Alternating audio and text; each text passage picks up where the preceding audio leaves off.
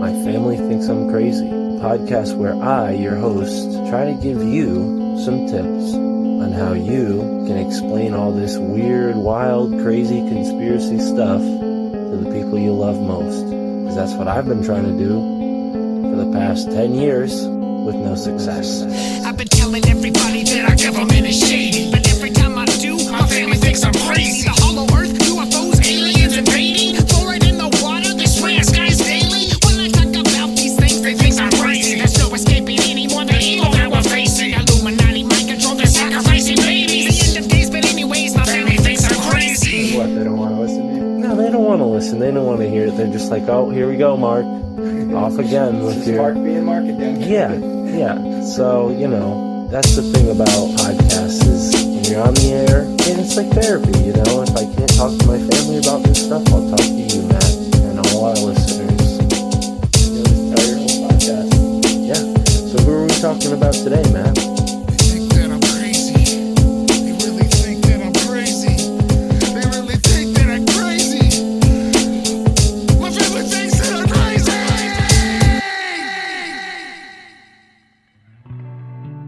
In 1576, John Dee foretold the British Empire while channeling an angelic language with the help of Scryer Edward Kelly, and nearly 400 years later, English was the first global language in known history. Soon after Dee's death, the British Empire rose to prominence, and at one point boasting territories on nearly every continent. Today's guest himself has rose to podcasting prominence with his show, The Amish Inquisition. Hailing from the mystical British Isles, land of the many Megaliths, Amish Phil joins us for the first time here on the My Family Thinks I'm Crazy podcast. I'm your host, Mystic Mark, and thank you for tuning into this episode with Amish Phil.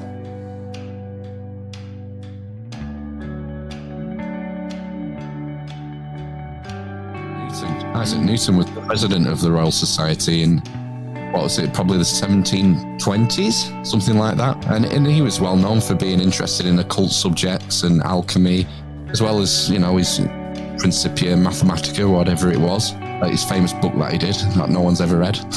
Well, I haven't read it. So the Royal Society's tenets seem to have been founded on Freemasonry. The Royal Society adopted that philosophy. And it was incredibly important at the time because of the historical context in which the society was formed. In 1660, the period of the Reformation, England had just come through, 12 years of a bloody civil war with Cromwell. And when you look at the founding 12 members, it's interesting because they're pretty much split evenly between royalists and parliamentarians, people who supported the king and people who supported Oliver Cromwell and the New Model Army. You think, the monarchy was restored earlier that year. We went back to Charles II came back from France and took over the monarchy. And then we have this society forming that wasn't called the Royal Society at that point because it didn't get its charter till a couple of years later. But that's where the term Invisible College comes from. Robert Boyle, the physicist, someone found a letter that he'd wrote to one of the other members, and he talks about our Invisible College. Because it wasn't the Royal Society then, it hadn't received its charter. But it's just strange that these guys would get together at that time. And the main purpose of it was for naval power. That was his selling point to King Charles, to get this Royal Charter. Look, I've got all these guys together, got these scientists and these nobles. We're gonna help rebuild the Navy, because the Navy had been decimated during the Civil War. And it just goes to show, like, if you imagine this is like 1660, there's no Great Britain, there's no British Empire, there's no Great Britain doesn't exist till 1707 with the Acts of Parliament, so there's no British Empire. But this group come together and start improving this technology, scientific inquiry, helping the Navy. And if they hadn't, instead of watching the New York Yankees, you might be watching the New Amsterdam Yankees. And we could be having this conversation in Dutch or French, because you might not have got a British Empire at the end of the day. Wow. It's mad. It's mad how that you can play these games of like historical what ifs. What if this didn't happen? What if this guy didn't make that decision at that time? What could the ramifications be? It's just interesting to think about, I think.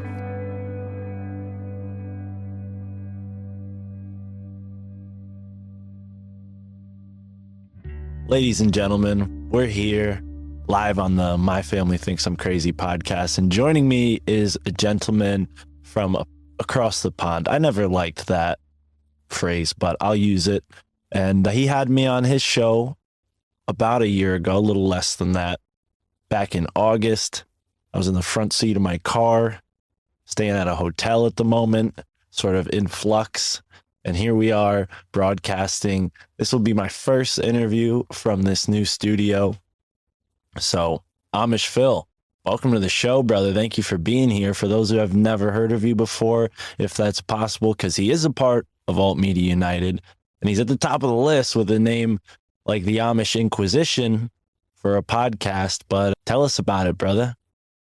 Hey, Mark, how you doing? It's nice to see you again after almost a year. Yeah, man. Like a good settle. Thank you. Are you using a voice changer right now? Why also? Are you using a voice changer right now? All of a sudden you got really tinny, like a broadcaster in like a old like radio commercial or something. Oh, fuck, is it like that? It's just like really thin. Yeah. Oh, shit. It happened the other week, this. As soon as we started recording, just hang on, what do you have to do? Rotate, enhance, magnify. I'll start. Is that any better? You sound like thicker. Oh my God, you sound like now you sound like Dracula's uncle or something. What's going on with that? That's what I use when we're talking about like YouTube or Google or anything, you know. Oh, okay. So you're prepping me right now at the beginning of the conversation. I appreciate that. That would have surprised me, but we needed that. Let's just pepper that in throughout the interview, as you know, wherever you see fit, Phil. Wherever you see fit. That was welcome to Amish Punked. I just got punked. No, I'm just fucking around. I love toys, especially when it comes to audio, and we play a lot of sound clips and media clips and funny sound bites and stuff. Like, I'm a big OBDM fan, so I get a lot of inspiration for them and No Agenda and other podcasts like that. So it's fun, isn't it? Just to dick around every now and again, especially when the world's dropping to pieces around you. Right. I say bring it on. The more the merrier. We have a soundboard in this studio. I do not use it nearly enough, but I'll turn the volume up on that just in case. But yeah, where can folks tune in for all this wackiness? Well, anywhere where podcasts are served, as our mate Charlie Robinson would say. We're podcast 2.0 compliant, so and all the major platforms we're on. We're hanging on to YouTube by the skin of our teeth, and we're on most of the alternate video channels as well. So you just search for Amish Inquisition, you'll find it, or go to the website, amishinquisition.com, and you will find us there, and you can join in the merriment and the wackiness and the esotericness. And we cover a lot of the same sort of stuff, you and me, Mark. Now, we love esoteric symbolism, ancient history, alternate history, all these kind of subjects. Anywhere where there's a mystery, really, is what interests me. And we're all about trying to learn about it, talk to people who have lots of experience in these sort of realms and glean what we can and move on and try and have fun while we do it. And then, like, the second half of the show, we do the news, and that's when we get a bit silly and play sound effects and news clips and trying to figure out what's going on in the profane world. Undoubtedly, yeah, brother. And I have to check out your show. It's definitely very similar. You guys get some fantastic guests on there. But when did this all start? I mean, you've been interested in all these things. Was it something that you particularly had a fascination with when you were a kid? Was this something that happened later on in life? When did this all spur out? I think it started when I was probably in my mid-20s. I'm 38. I'm 39 now. And I think it was in the mid-20s when I started reading. I started to sort of abandon a lot of these circuses, the bread and circuses, like sports and TV box sets and all this kind of stuff, and started reading again. Graham Hancock was a big influence early on, picked up Fingerprints of the Gods. That was a defining moment for me when I read that, because it just opens up this world of possibilities and mystery, and I guess I'm interested in our story. Where did we come from? Why are we here? All the big questions, and rather than just taking the mainstream view that is fed to us through the education system. I'd rather sort of listen to voices who were what would be called heretics back in the day, people who'd be burnt at the stake for having certain views. I think they're often more interesting to listen to, personally. So I don't think there was like one defining, it wasn't a childhood thing. I've always been interested in history as well, so I think that ties into it. I remember being at high school and learning about the Romans, and it was like the only class I enjoyed at the time was going and learning about the Romans. I didn't give a shit about any of the other stuff. And so I've carried that on. And there's so many great podcasts when it comes to ancient history as well. I remember when I first found Dan Carlin's show, Hardcore History. And what's the other one? Mike Duncan's The History of Rome podcast. That's another great one. And yeah, so I've been sort of nurturing this fascination with ancient history and carrying that through and just seeing where it leads. And I was a hunger to soak stuff up, to soak information up. And I just wish I could retain half of what I soak in, Do you ever feel like you read a book and you get to the end of it and you think, fuck, what have I just read? I can hardly remember anything. I do that more often than I'd like. I get to like the end of the chapter and I'm like, damn it, I got to start this chapter over. I have no idea what I just read because, your mind wanders. But that's what I love about the podcast, because for whatever reason, and I imagine you're probably like this too, when I started listening to podcasts, I was doing something. I remember Spotify had the Joseph Campbell lectures. That was the first audio thing I ever really spent time listening to. And I'm just washing dishes, listening, and I started remembering what was going on much better than, I could retain something that I was reading. And yeah, there's really something to that, the body movement, driving is the other way that I listen to podcasts. When you're driving, you kind of have that consciousness, sort of your awareness is shifted in two parts, and that second part is sort of seeping in, in this way that, I don't know, maybe it's the indoctrination system that punches that out of us, knocks it out of us. I mean, I remember some stories from my grandparents about how the nuns literally would just beat them if they answered something wrong, and we're the generation raised by those people, So I think there's definitely something to that and the low attention span. But Dan Carlin's history podcast, that's a big one. I've never listened to that for whatever reason. Hardcore History, that's the name of it. It escaped me for a second. I never was drawn to it. But what were some other podcasts that you listened to at that time? Was that, you mentioned OBDM. Was this or before you got your podcast going that you were listening to these? No, I don't think it was. I'm a really early adopter when it comes to podcasts. I remember listening to the Ricky Gervais Podfather series, which I think came out in maybe 2005. There's a couple of guys in the UK called Adam and Joe, and they had a comedy show, like a really indie, what do you call it? Off-the-wall comedy show in the sort of mid-90s to late 90s, and they released a podcast series around the same time. So I was listening to those two. Started listening to Joe Rogan pretty early on, and then sort of fell out with that over the years. But yeah, it wasn't till later when I started discovering what you'd call probably the more alternative, because they're all mainstream podcasts. They were produced by the BBC. I mean, Joe Rogan's, I suppose you could argue he's mainstream now because he's with Spotify and he's huge and he's massive. But at the time, I guess he wasn't. I guess he was kind of an indie guy, back in the late 2000s. So yeah, I don't know when I first came across what was the first. It must have been Grimerica. It was Grimerica. Of course it was. Yeah, I'd heard Randall Carlson on Joe Rogan, and then I was hungry for more, so I put Randall Carlson into my Podbean app, and the first one that came up was Grimerica. I thought, oh, right, what's this? I'll listen to this.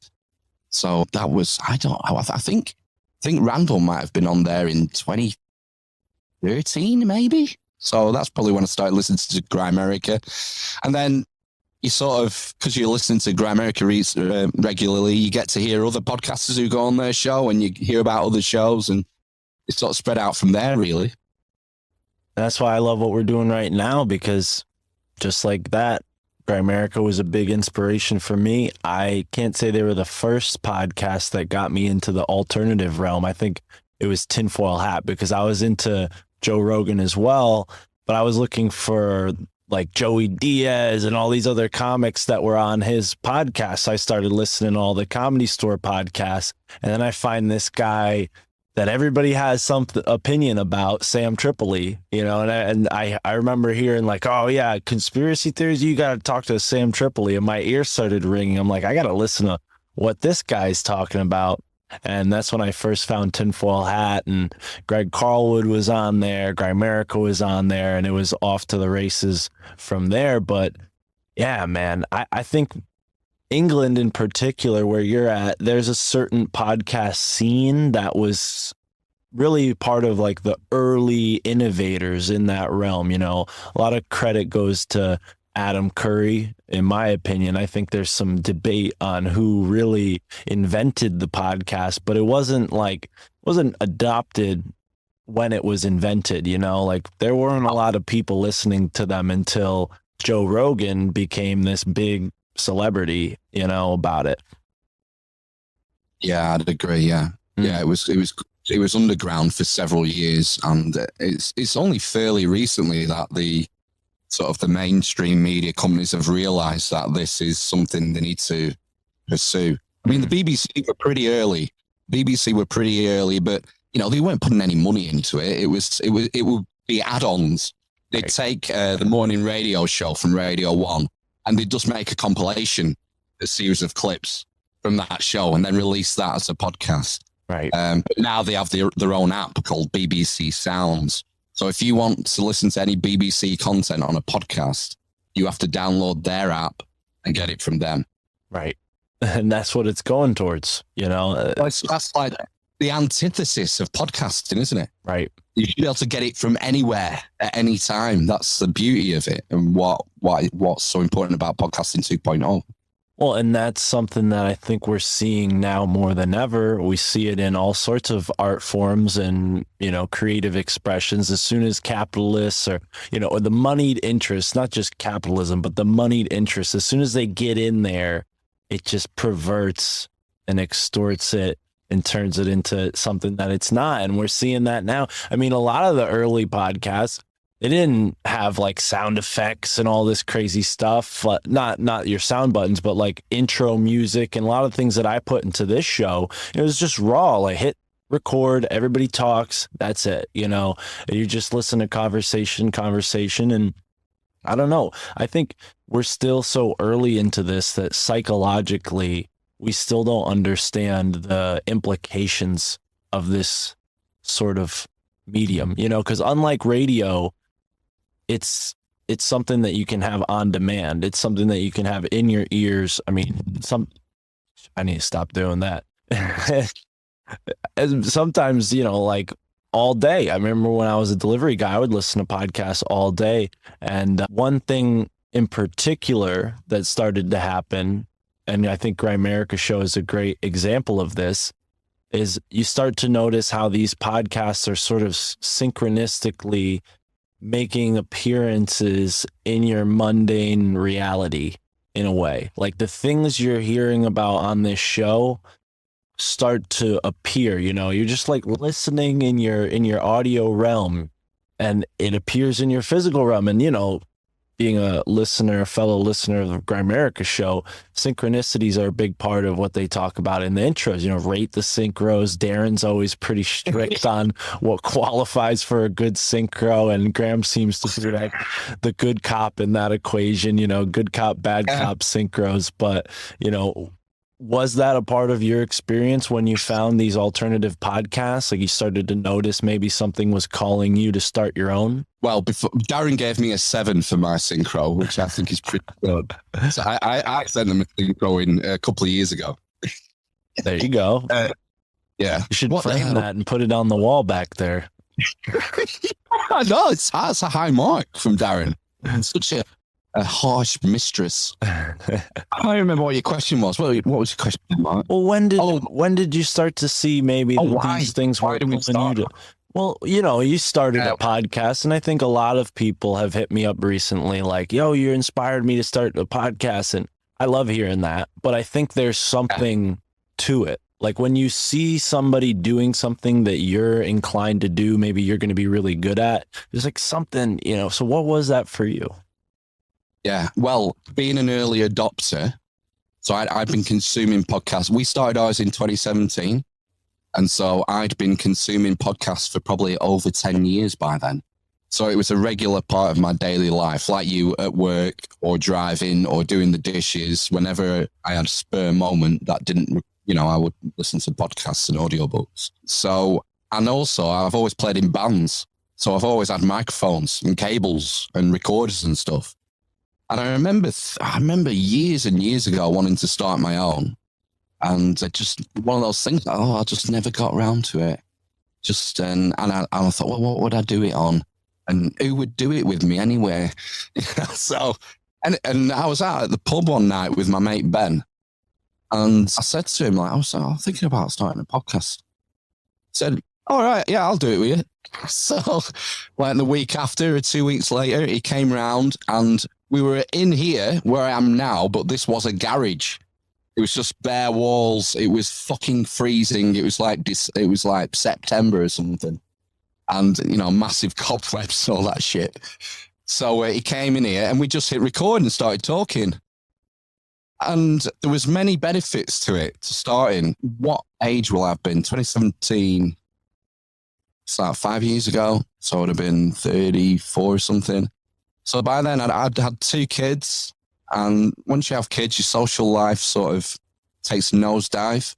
Don't socialize as much, as particularly men, particularly.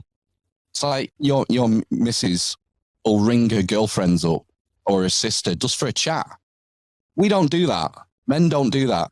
We need a reason to communicate with each other, like going to a football match or a baseball game or going to the pub, or maybe we go bowling or playing pool or something. Like, we won't just ring people up our mates up for a chat for half an hour. I'm so glad you said that, because with what I do now, I'm constantly talking to people, and I have to remind my girlfriend that it is a lot of it's work, but what I do is what I love. I just happen to be somebody who likes what they do for work, and I'm making some money doing this. But I talk to people about podcasts every week all the time, and I have a lot of podcasting friends, and we'll talk about podcasting. But it's like, I don't know how likely it would be that I could call one of these guys up and be like, hey, dude, can you give me some advice? My transmission's busted, like, it's kind of, they're at that point, they're kind of like, hey, man, I got my own life. I got to get shit done too, and I don't know. We can't spread ourselves too thin, but I think what happened with COVID is a lot of people's social lives went, boom, done, and you see a boom of podcasting. I know your podcast started prior to the COVID thing, but it definitely feels like that was a big part of it for me because, I'm a young guy, don't have kids. So I was doing something, I was doing stuff before I had my podcast, but it wasn't anything important. It wasn't anything productive other than, working a 9 to 5. So, but yeah, so you got it going. Your lady didn't mind, right? She doesn't give you any headaches about doing the podcast. Well, it's one night a week. It's Sunday night. Come on, I've got to have one night. It's not like I go to the pub.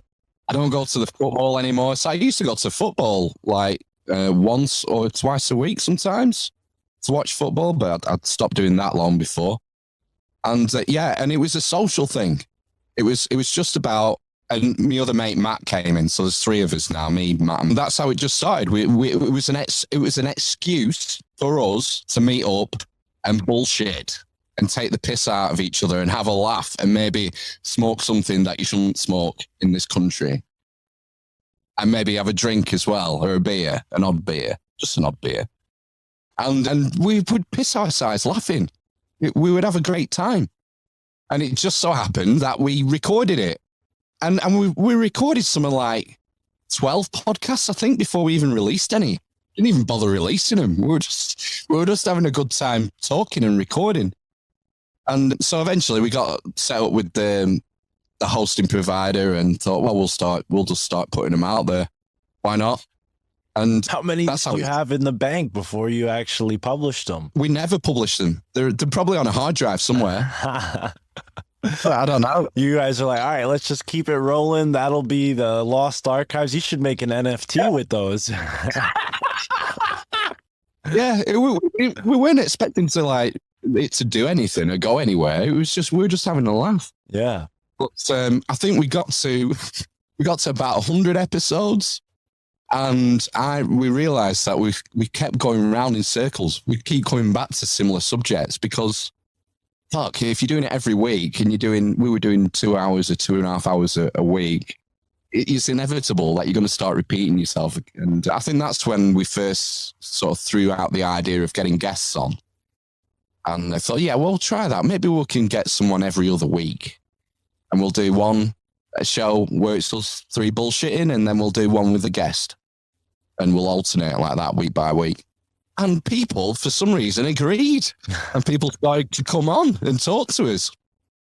And then I thought, well, I wonder if we can get a guest every week. It's a bit more work. It's a bit more emails, more, you know what it's like, sorting out calendars and fucking all that shit. So we started doing that. We started getting a guest every week.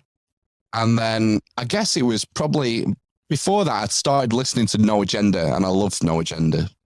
I think it's a great podcast. And I wanted to try and do something similar, but from an English point of view with our news and our media. So that's when we started doing the sort of more news analysis in the second half and playing clips and trying to figure out what's going on. And then, like I said, COVID happened, and then fuck, it's like, I mean, that just took over. Every week we were doing COVID news. What's the wacky shit that's coming out this week to do with this? Yeah, that's like the long and short of it, how we got going anyway. Right. Well, that's a pretty like an interesting thing to come to. It's like, hey guys, maybe what we're doing is I don't know, maybe it's an English thing. Maybe you guys are a little more honest with yourselves, but I feel like there's a lot of podcasts that, maybe they need that advice. Like, hey, you guys are kind of repeating yourselves.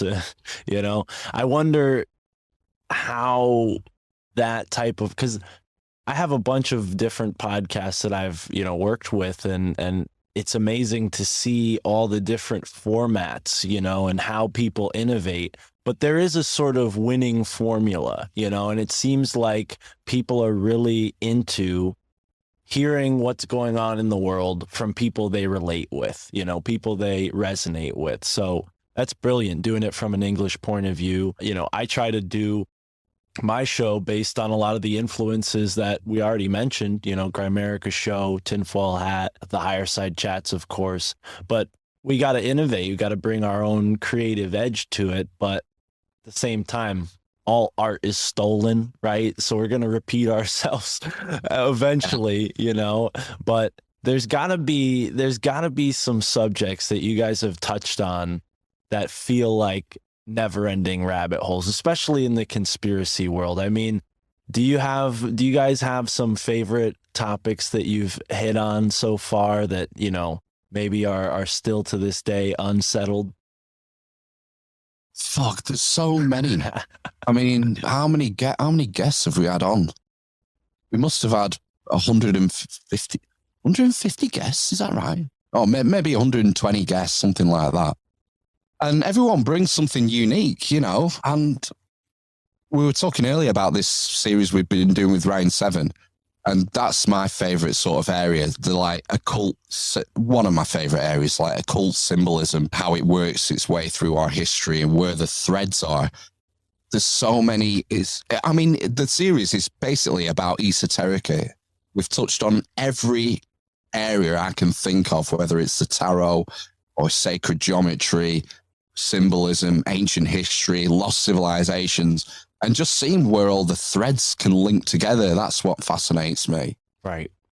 And it's almost like this sort of, I don't know if you're familiar with this movie, They Live, with the glasses. Like when you take this understanding out with you into the real world and start to look at maybe buildings, signs, just anything, you start to see these occult symbols repeat themselves. I was in New York City yesterday. I saw a restaurant, and you brought up the tarot, their logo was the Fool card.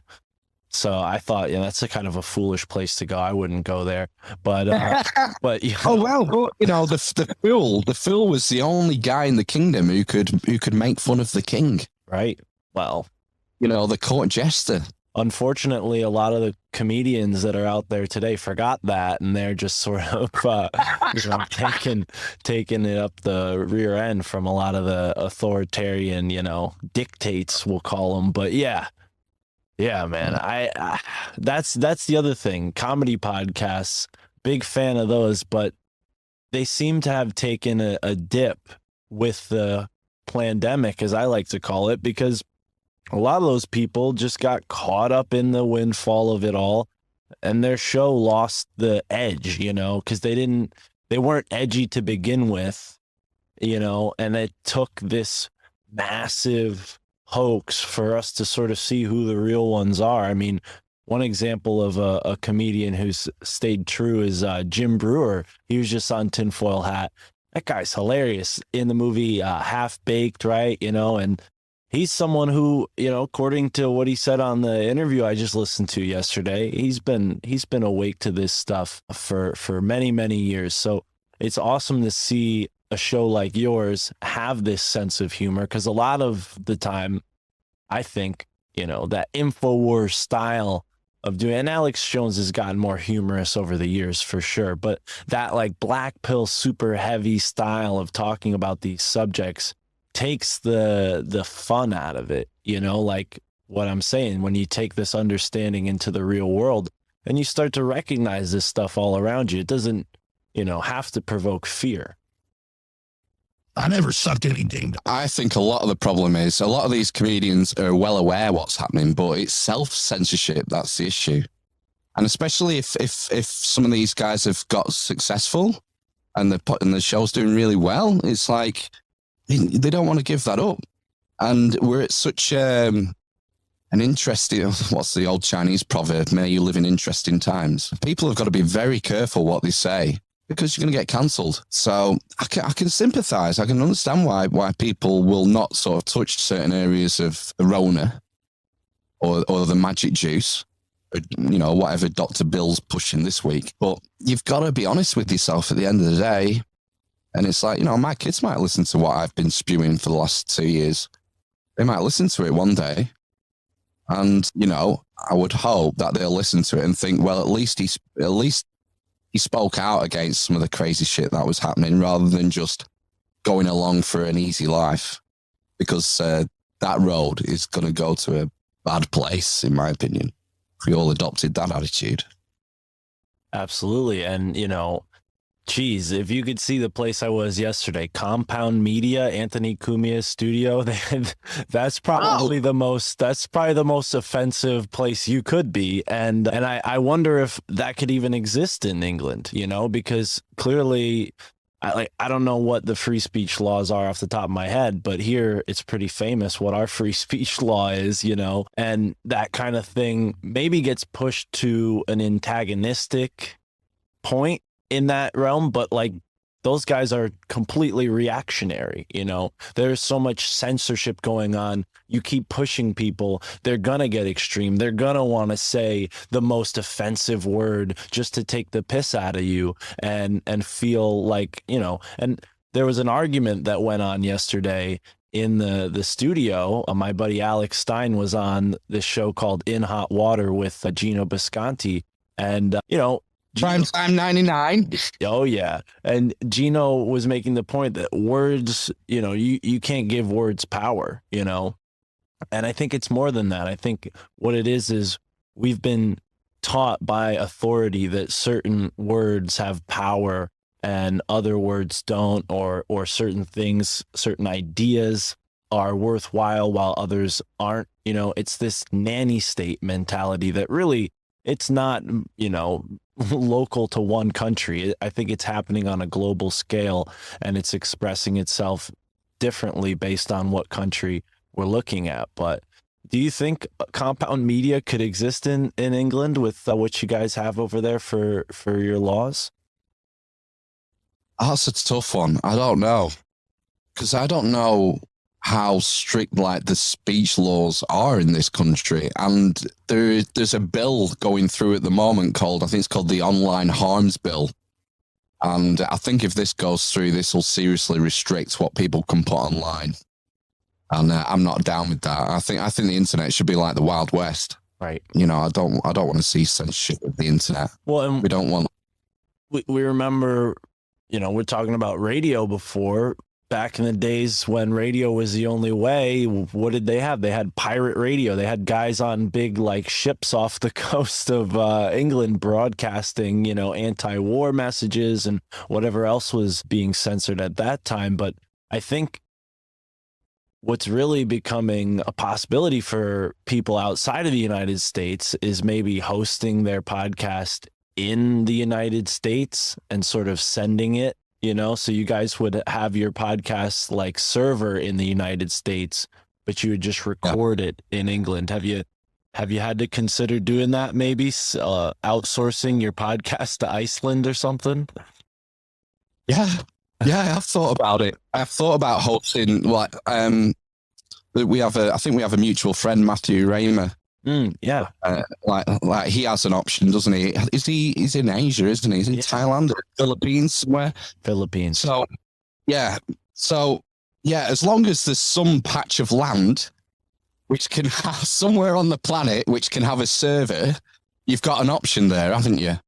I was going to say I don't think it will come to that, but you just don't know. You just don't know these days and where it's going. I'm sensing a bit of a backlash in this country. Our dear leader, Bojo the Clown, Boris Johnson, he made a statement yesterday that men shouldn't compete in sports against women. And that was on the front page. That was front page news. Prime Minister says men shouldn't compete in sports against women. Which says a lot about where we're at. That statement is front page news, but it does signal that there is a bit of a backlash coming from this agenda, this sort of wokeism that's sprung up over the last 5 years. I would say it's been brewing for. Right. I remember Count Dankula. Do you remember Count Dankula being banned off everything? Do you know what Count Dankula is? No. So the Count Dankula is like a Scottish comedian. And I don't know, is it 5 years ago, maybe? He made a YouTube video of him teaching his girlfriend's pug how to do a Nazi salute. And, you know, how to react to certain phrases, you know, phrases that a Nazi would say. And I think it was Patreon took him down. And his content wasn't on Patreon, it was on YouTube. But Patreon suspended his account and cut him off from his funding from Patreon. And there was a big backlash at the time. I remember Jordan Peterson, he cancelled his Patreon account and he was making like 60, 100 grand a year off it at the time. That philosopher, Sam Harris, he boycotted Patreon at that time. And Count Dankula actually ended up in court for this and was found guilty. He didn't go to prison. He got some sort of community service order or, you know, some bullshit, but he had to go through dogs, walking dogs somewhere. Fuck me. Teaching a pug to do a Nazi salute. I mean, this whole point of the thing. Oh man. His point is like this shit, this ideology is so idiotic. You can train a dog. You can train a dog to do a Nazi salute. That's how stupid it is. But no, straight over everyone's head. Right, let's prosecute him. Let's kick him off everything. And so, yeah, that was years ago. And I remember talking about it at the time on our podcast. It must have been when we were in our early days. And it's been brewing ever since and building and building and building and building. And I hope we're at a bit of a crest now. And we're going to see things start roll back and a bit of, what would you say, a bit of common sense come back into the equation. Because people who champion all this sort of stuff are soon going to be realizing that there are more important things when they can't afford to put the heating on, or they can't afford to fill up the car, or they go to the supermarket and there's no bread. You know, people are going to realize that there are more important things than, you know, what's my fucking pronoun this week. Right. Yeah, man. And it is amazing. Yesterday with Alex, we went around and asked people, who do you like better, Joe Biden or Donald Trump? And regardless of demographic, the votes were on the side of Trump. Most people, and Alex Stein was wearing a Biden hat, so I don't know if he was just instigating people to go against him, but yeah, it was kind of an interesting thing. And I'm not saying that either side is better, but you do have this sort of disconnect more than ever between the media and the average person, which is all the better for us podcasters, so long as we're not censored. I mean, it seems like just as many people started listening to these type of podcasts as there are new podcasts, like for every 5 new podcast listeners, there's a new podcast out there. So it is awesome to see everybody sort of getting hip to, we'll call it the truth. I think there's maybe a soft truth and a hard truth that you and I are familiar with, but the soft truth came in the form of, QAnon. And you mentioned Bojo the Clown, who I've heard him described as sort of like a mini Donald Trump of England, so to speak. I don't know how accurate that is, but based on what you said his headline news statement was, it kind of sounds like something old Trump would say. But yeah, shit, I forgot where I was going with that. The Bojo the Clown thing got me sidetracked. It's just a bumbling fool. Right. But that's the impression you get by watching him. But he's not an idiot. He was classically educated. He went to the best schools, the best universities, and got a degree in classics. I remember watching a debate between him and a famous author and classicist called Mary Beard in the UK. She's a quite well-known author and expert on Greece and Rome. And they were debating which was better, ancient Greece or ancient Rome. But he portrays this persona of being this bumbling, just bumbling from one crisis to the next. And you've got to give it credit where it's due. He has a certain level of charisma, which people react to. A lot of people like him maybe not so much now that he's in power, but I mean, before he became prime minister, I think he was the most popular MP in the country by a long way, because he had this media persona as well. Before he was an MP, he would be on like panel shows, like TV comedy news panel shows and things like that. So he had this public persona that people liked, but I think he's just a puppet, to be honest. Well, and it is interesting and sort of unsettling to see that trend. I mean, the Ukrainian president was in a freaking movie about becoming the president before he was elected president. You see Donald Trump, obviously, with his media career, with his own reality TV show. And I hope this isn't a trend, but it seems like that's where we're heading towards, this sort of mass videodrome reality, with TVs around every corner and just like this sort of loosh meter getting fed higher and higher and higher as people, are sort of shocked into numbness from the, graphic violence of the mundane television, Yeah, I mean, I just, no one listens to me, but I would just say, turn that shit off. Right. It's no good for you. Right. It really is no good for you. And it took me a long time to figure it out. And it wasn't like I just woke up one day and stopped watching TV. It was like I weaned myself off it over a couple of years. That's how long it seemed to take. But yeah, you just, I don't know, I just came to a point in my life where I thought, I'm not getting anything out of this, but I can sympathize with people, they work hard, they have 9 to 5, they get home, they're tired, they make the dinner, they put the kids to bed, and they just want to zone out and not have to think and just consume some media just to let them zone out and switch off so they can go to bed and wake up and do it all over again. But I got to the point where I started thinking about all the TV shows I'd watched, all the box sets I'd watched, and how many hours I'd spent consuming make-believe on a telly screen, as George Orwell would say. And it kind of frightened me in a way. I thought, fuck, I've wasted months and months of my life, probably years, doing something so unproductive. And the one commodity that we of ours that is finite is time. and we only get so much of it, and we don't know how much we have. And, no one got to their deathbed and said, oh, fucking hell, I wish I'd watched the Sopranos box set. Amen. I think those are some wise words we just heard there. Well, I mean, if you're going to watch a box set, watch the Sopranos. It's probably the best. I only have 2 box sets right now. Bruce Lee, every movie Bruce Lee made, and The Twilight Zone. Those are the only 2 box sets. But the rest of my DVDs are still at the old place, so haven't moved them yet. Yeah, I've got boxes through this door. I've got boxes full of DVDs, mainly films and stuff.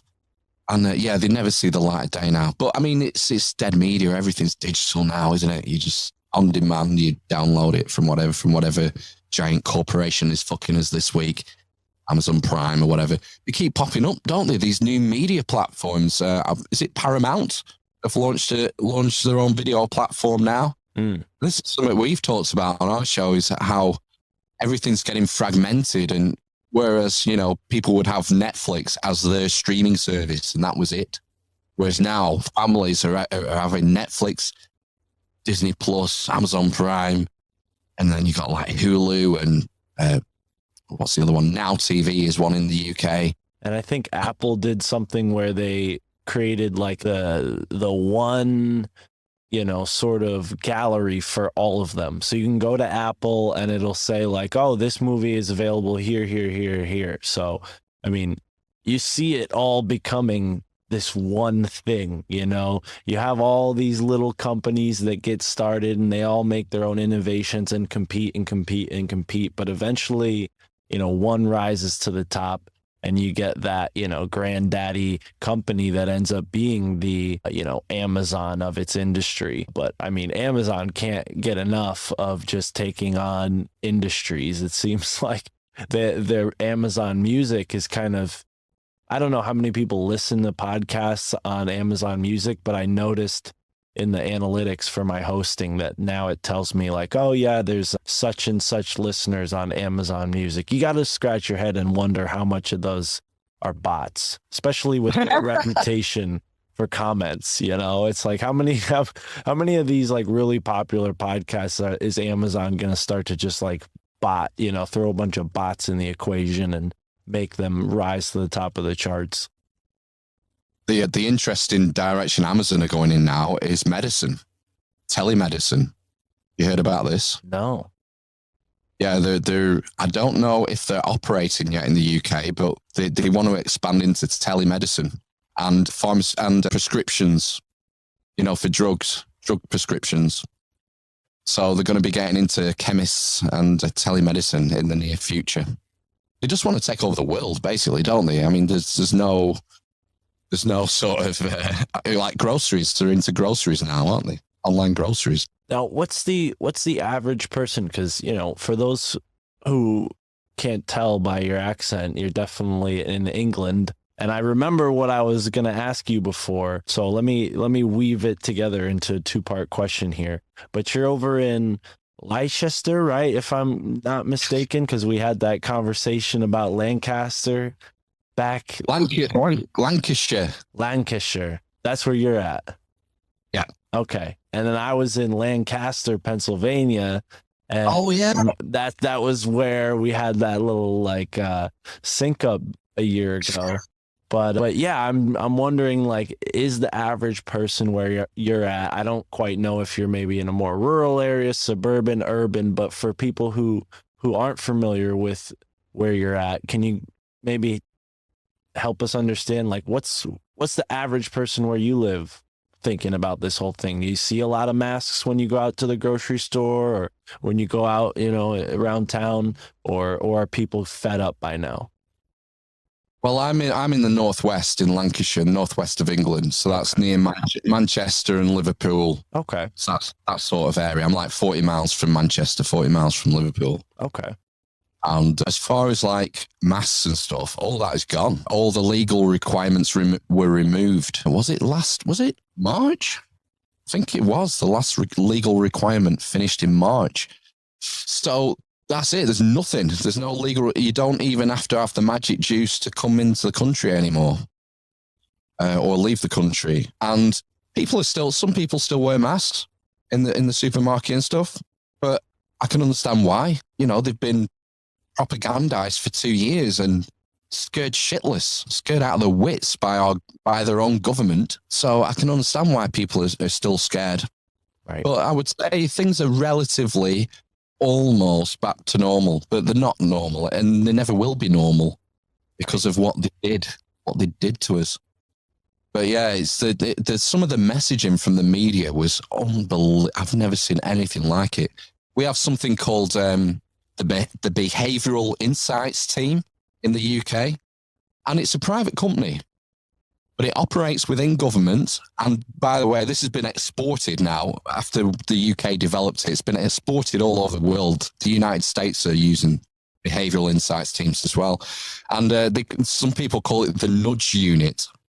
And the idea is to use media messaging to nudge people into the behavior that the government wants. That's the remit of the nudge unit, the behavioral insights team.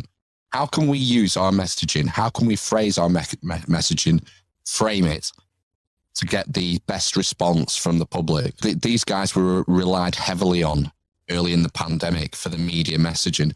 There was one TV advert, and it was a close-up of someone's face, like someone's grey, knackered face. Someone's all greyed out with like a nose cannula here. And it just said, look them in the eyes and tell them you wore a mask. Look them in the eyes and tell them that you were socially distant. And these were on bus stops, on TV, on the radio. And it was shocking how the media was weaponized during that 2 years. And the UK government became the biggest buyer of advertisement, media advertisement in our economy, in the UK economy. So all these newspapers and websites, journalists, they were relying on government money. Fucking, it's so twisted. They were relying on government money to pay for their journalists, to pay the costs. And that's why we had no dissent. That's why we had this monoculture, this mono messaging of what you needed to do and what was going on. No one would cover any of the alternative stories that were going on, apart from us and, you know, independents who were willing to do it, because we're not reliant on sponsorship or anything. We're value for value like Grey America. We just rely on donations from the glorious general public. So yeah, that was pretty shocking. But on the whole, things are pretty much back to normal. But they've done it all before and they can do it again. All they need to do is dream up another variant, and we'll be back to square one. Unless people say, I've had enough. I'm not going to do it anymore. But fear is such a powerful motivator, isn't it? Well, yeah. And I wonder, behavioral insight team, it almost feels like another one of those acronym plays, because, you know, bits, right? You have all these bits of data, you know, and everybody is kind of like now a piece of this techno frame. You know, I see around the town I live, these fiber optic cables being put on the telephone wires. You know, this truck, it just says fiber optics. I don't know what they're actually doing, but I assume it's 5G. From my point of view, I'm like, that's 5G. It looks weird. The cops are near them. Who knows what they're doing? But what are your thoughts on that? Because I know that was a big thing for me going into this. I'm like, this is just warming us up for 5G, and the 5G is really going to kill us all, and they're going to blame it on this virus, and it's really the 5G. Is that at all crossed your mind? I feel like that was part of it really early on, and then you didn't hear anybody talk about 5G since. But what you have seen are a lot of companies innovating 5G technologies. Yeah, well, what happened early on is that anyone who mentioned 5G in a disparaging way was taken off, weren't they? They were censored. I think that's why, you know, you wouldn't hear that through normal channels. And, you know, I didn't really, I'm not buying it, to be honest. I'm not into the 5G thing. And I'm not an expert, and I've not done a right lot of research on it, but it doesn't, I don't know. It just doesn't, something about it doesn't sit with me. I don't think I'm more worried about the technocratic takeover and our loss of freedoms in that regard, and that sort of angle of what's happened in the last 2 years. That's what worries me, is that my kids are not going to have the same freedoms that I did when I was growing up because of the sort of direction of travel that we've embarked upon. Our governments have done something that they've never done before. They've crossed a Rubicon. And our political system is based on sort of precedents, really. And once a precedent has been set, it can be re-implemented. The sort of that barrier has been broken. And that's what scares me, is that whether it's another virus or it's climate lockdowns, I think they could be in our future pretty soon. Climate lockdowns. Right. I mean, we're talking about a disease over the last 2 years with the average age of COVID death in the UK is 82.5, which is higher than life expectancy.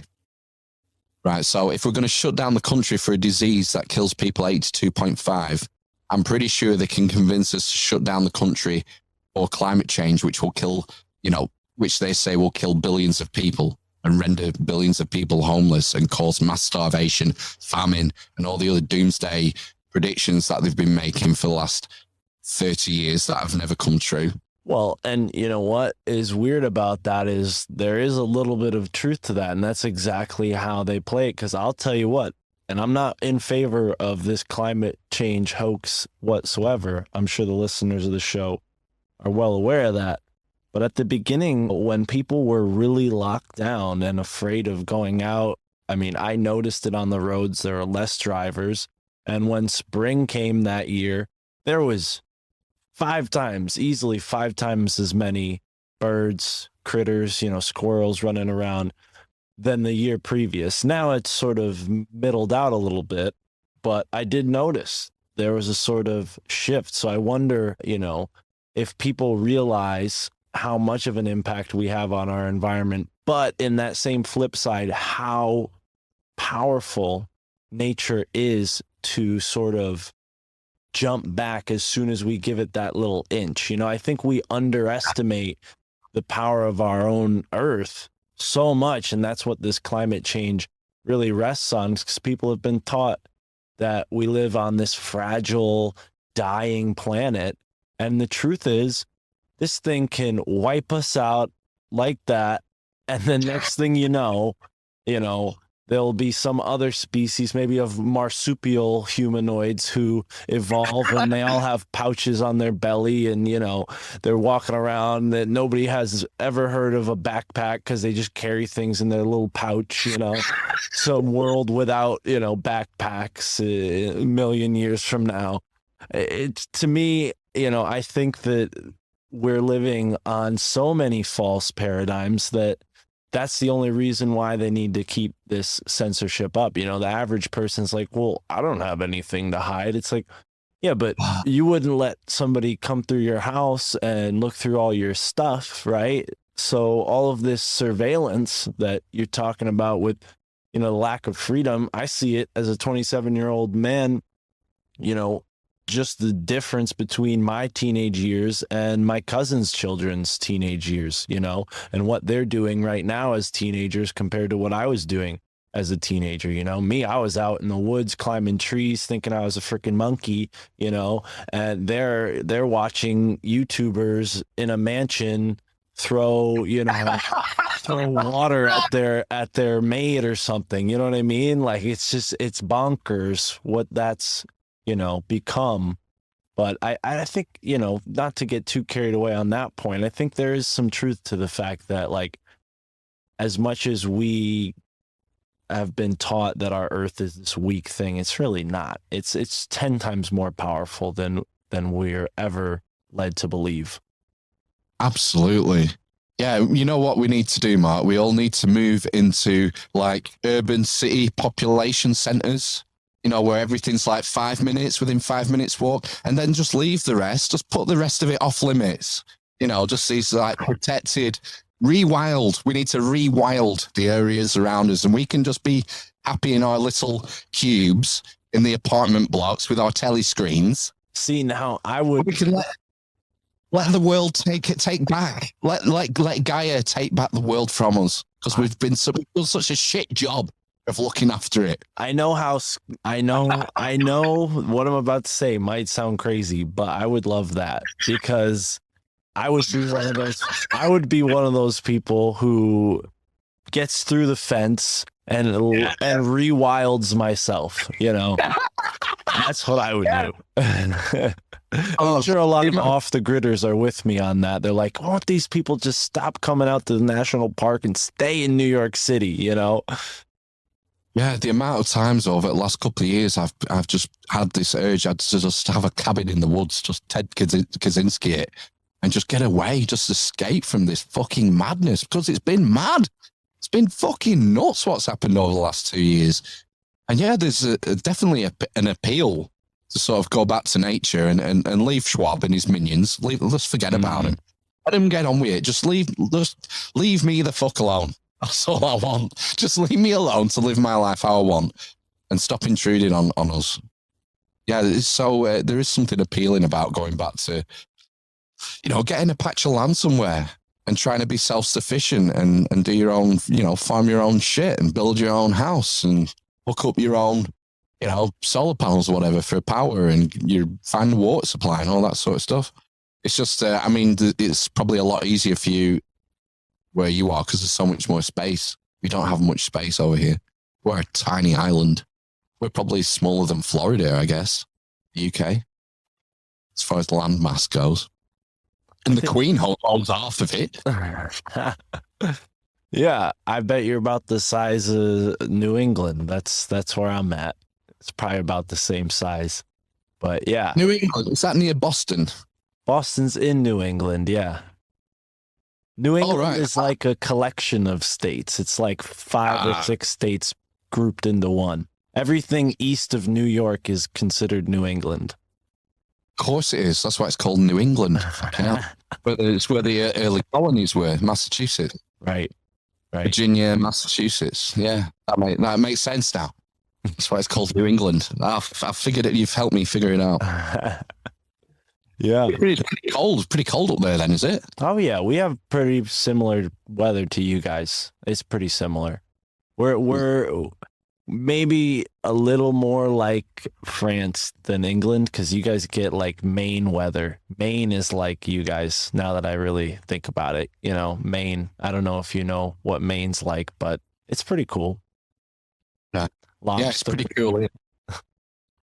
Cool, literally cool. Yeah, we can go weeks without seeing the sun, the glowing orb in the sky, and it's like, fucking hell, it's come out. Praise Jabalon and all the Elohim. Where's Ra? Ra has returned. The fucking sun. Jesus Christ. Speaking of that, there's a lot of places to do those sorts of ceremonies where you're at. You go out much and find any stone circles? I mean, from what I've read in some of my books here, there's a lot more than just the ones that are kind of marked by like, you know, the tourist attraction-y ones. There's dozens of them out there. You can't go down the street without tripping over a megalith over here. Fucking everywhere, man. Yeah. Stone circles. I was talking about this. We had this woman, Laura. She's called the Megalith Hunter on YouTube, and we had her on last week, I think it was. And she was talking to us about Malta and the megaliths in Malta. And I was telling her about, there was a website that I can't remember the name of, and it had a map of the UK, and it had everything marked. Every stone circle, every obelisk, every dolmen, everything that had been recorded was on this website. And it was just full. It was like, there's shit everywhere. Stone circles. I mean, everyone knows Stonehenge. But like, when I go on holiday, because I tend to go on holiday in this country, because I don't really like going abroad. I don't like the sun. Like when it's too hot, I just want to be in shade and chill out and read a book. So I usually go on holiday over here, and wherever we're going, like a couple of years ago, we went to Scarborough, which is on the East Coast. So it's in the north where we are, but it's on the East Coast. And I just went on this website and said, "Oh, what's around here?" And there's this thing called Rudstone Monolith, which is about 20 miles from Scarborough. I thought, fuck it, we'll have a trip there. Lads might like it. And I'm driving around trying to find this little village. It's like a little hamlet with three men and a dog live there. And there's this churchyard on this sort of hilltop. And you go into this churchyard and there's like a 30-foot monolith in the graveyard, standing stone. And further on the other side of the graveyard, it's like a Roman casket. And they're just there. You can go touch them, do whatever, take photos. It's grand. There's stuff everywhere in this country. I think there's more in your country than people let on. I think I think there's more because of the situation with Native Americans. I think there's been a lot of suppression of history in the US, would you not say, with your sacred sites? Well, and that's where I kind of wanted to take this, because I think there's some sort of crossover, or maybe even some ancient, we'll say, trading going on, pollination of culture, where they were possibly trading with people from your way who, transferred these sort of practices over here, because we do have a lot of really interesting stones that have been, like you said, not even really appreciated for what they are. I mean, a lot of them are in forests that are sort of either protected and sort of no trespassing, whether it's because the army has a base there or some government facility is built there. They just conveniently always find the sacred sites, just the army likes sacred sites. Maybe they have their own secret religion, who knows? But yeah, that tends to be the case. But then there are also the sort of, what I think is true for what you have going on over there in England, where these things are sort of mundane relics. Like, they're not really given as much attention or appreciation from the average person as maybe they should, because it's just not taught in our history. So we tend to overlook these things. One example of that is this place near Rhode Island on the eastern side of where I live in Connecticut, Gungiwamp. It's like a sort of a almost what you would see. I think they're called like dolmens. I'm not sure. What are the houses that have like the round and they're in the ground? They sort of like dig them into the ground, and they have like these little, like a hobbit home. I hate to use that reference because I don't think that's not the original. They were modeling it after something they saw in England, but it's something similar to that. Like, people will make them for root cellars. They'll sort of take this big rock and dig underneath it and build a wall around it, and that'll be like an underground chamber. Well, they have several of these, and they're all placed in such a way that when it's an equinox, the sun will rise and shine a light, just right through the perfect angle through this little hole is really not even like, it's not like Da Vinci, like you're not in the Sistine Chapel. They're just like rough stones cobbled next to each other, but they're aligned perfectly for that moment, which to me suggests that, yeah, everything we're taught about the Native Americans is wrong, because they're either aware of what was going on with the culture in England in those times, in connection with it somehow, or came to these sort of practices in their own way. But either way, it's an advanced technique, of building stone and lining it up, and astronomical knowledge that suggests that they're not hunter-gatherers. Speaking of that, though, have you ever heard of the Glastonbury Zodiac? Not the Zodiac. No, what's that? So I found this book at a used bookstore the other day. Let me grab it.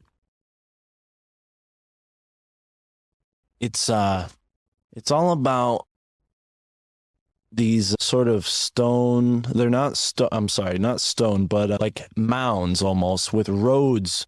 The way the roads go through this hilly area, this woman has shown that they're reflecting the constellations. Like, you could see the particular zodiac symbols in the hills of Glastonbury. Wow, that's cool. No, I've not heard about that. No, I've read a couple of books on Glastonbury, but they tend to be more about Glastonbury Abbey or the tour, Glastonbury tour. But right, there's the map there. Yeah, it might not come out the best way, but what I'll do is I'll take a good image of this and send it to you. I'll take a good picture and send it to you so you can You can look Yeah, for yourself, but I don't know how close that is to where you live, but it's definitely one of these things that you see here in North America, where whatever these mounds are, they're aligned with certain things, features in the sky. Yeah, you'll have to send me the name of that author so I can look it up. Maybe I can grab one off eBay. Yeah. But yeah, the sort of hidden history stuff is fascinating. Going back to what you were saying about North America, we had Adam Stokes on the show like probably about a year ago, maybe a bit longer. And he wrote a book called From Egypt to Ohio, I think it was. And his sort of thesis was that the Jews, after the Babylonians came in and destroyed the first temple, that they went to Ohio and they built mounds in North America. And I just love this. I think ancient seafaring, we're definitely missing a trick. We're not getting the full picture. I'm pretty sure they found Roman boats off the coast of North America. I'm not sure if they're Egyptians or not. What comes to mind when you say that, Jewish culture comes from the Middle East. My girlfriend told me a story. I don't remember exactly what culture, but I'm almost certain they were Muslim. I think maybe an Egyptian friend of hers. She attended like a funeral of one of their family members. She was invited. She was a friend. And I guess what they do is they bury their dead under a big mound of sand or dirt, right? And I mean, that would sort of concur with what we're finding out there, where people find these mounds and they're like, oh, what's inside? And they start digging inside and there's all these bones and such. But wow, yeah, that is interesting. I remember seeing on the History Channel a while back, there was like an interview with this guy who was very, very pale skin and had like what we'll say maybe Jewish features, kind of looked like me with my big nose here, and he claimed to be a Native American, and that was like what they were talking about on the History Channel was sort of the weird Appalachia, and there's this tribe of white-skinned Native Americans who say that they're ancient Jews, but it's never considered. Like, I'm sure that was on History Channel one time and never played again, but it's one of those things that definitely has a lot of credit to it. I'm reading this book at the moment about ancient Egypt, and the thesis of this book, have you heard of Akhenaten? Yeah. Yeah, so he was like a heretic pharaoh. He was like an alien, right? Well, hopefully. A huge deformed head is what they said. The elongated skull. Right. Like when he came to power, like the big religious centers were Thebes, and Thebes was the god of Thebes. It was Ammon. And then there was Heliopolis in the Delta region, which was like the cult center for Ra Hokte. And where else was there? Ptah, the god Ptah, he had a religious center in Memphis, I think. But these like priestly class were becoming really powerful, and they were taking on different governmental roles as well, and became pharaoh. And he basically shunned them all, and he set up his own religious center in the middle of nowhere, in the middle of the desert, called, and he named it Akhenaten. But it's better known from its Islamic name, Amarna, and it's where we get the Amarna letters from, which are these like diplomatic correspondence from the late Bronze Age. But anyway, the theory of this book is that his daughter, who was called Scotta, when Akhenaten died, these priest class, and particularly this general called Horemheb, wanted to take that power and kick him out. And so his daughter fled to Scotland and started civilization in Scotland, because they found some Egyptian boats in a place called, I think it's called Ferrisby in North Yorkshire. And these boats were like found and just put away, and not like, no one really bothered to look into it. Well, they can't be Egyptian because the Egyptians weren't seafarers. This was back in like the 60s or whatever. And they were just sort of boxed away and forgotten about, and no one ever looked into it for decades later. And then people started doing like carbon dating and stuff. And it's like, wow, these boats are fucking 3,000 year old, and they look like Egyptian to me. This is how they look like the boats we found next to the Great Pyramid. And it's like, wow, these guys were like circumnavigating the globe as far as I'm concerned. It wasn't, the mainstream archaeology and history, I think it's just missing so much about our shared heritage. And we need to take it back because it's ours, and get to the truth of the matter. That's all. That's what I'm interested in. Right.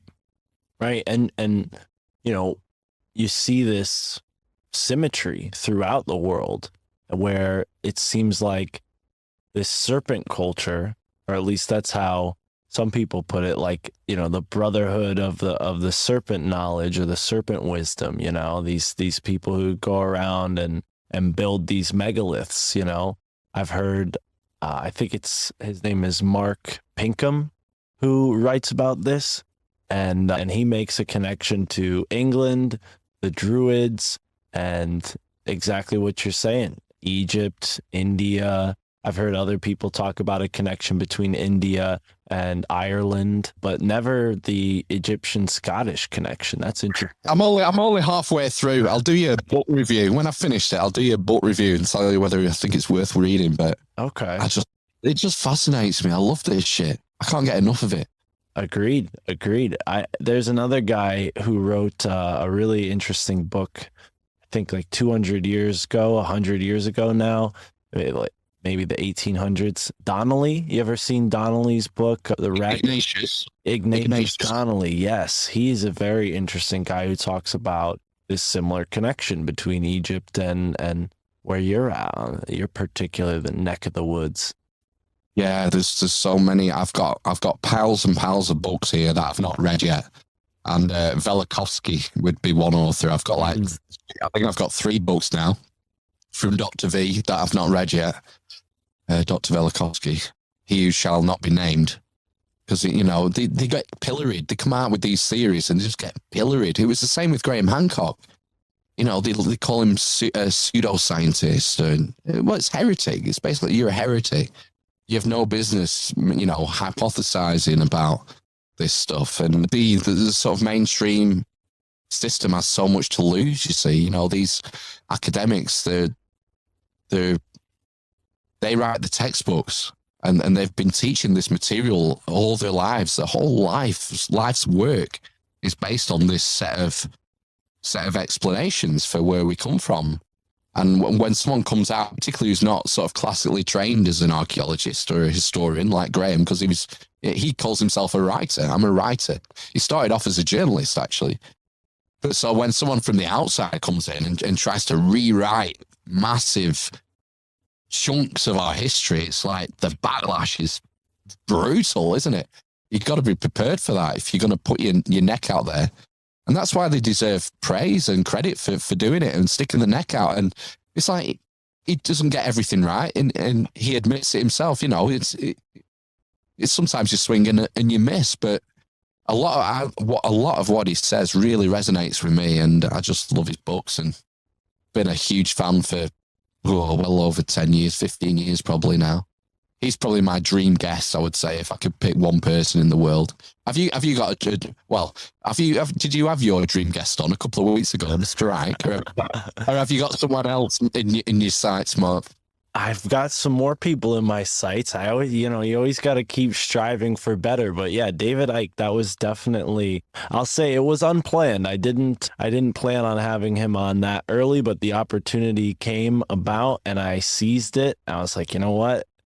Better now than later, right? That sort of approach. I was really stoked about talking to Michael Hoffman. His book is incredible. Really enjoyed his book. And if you're not familiar, Secret Societies and Psychological Warfare, definitely recommend reading it. Can you tell I'm not used to my studio yet? I'm like knocking everything over and bumping things around.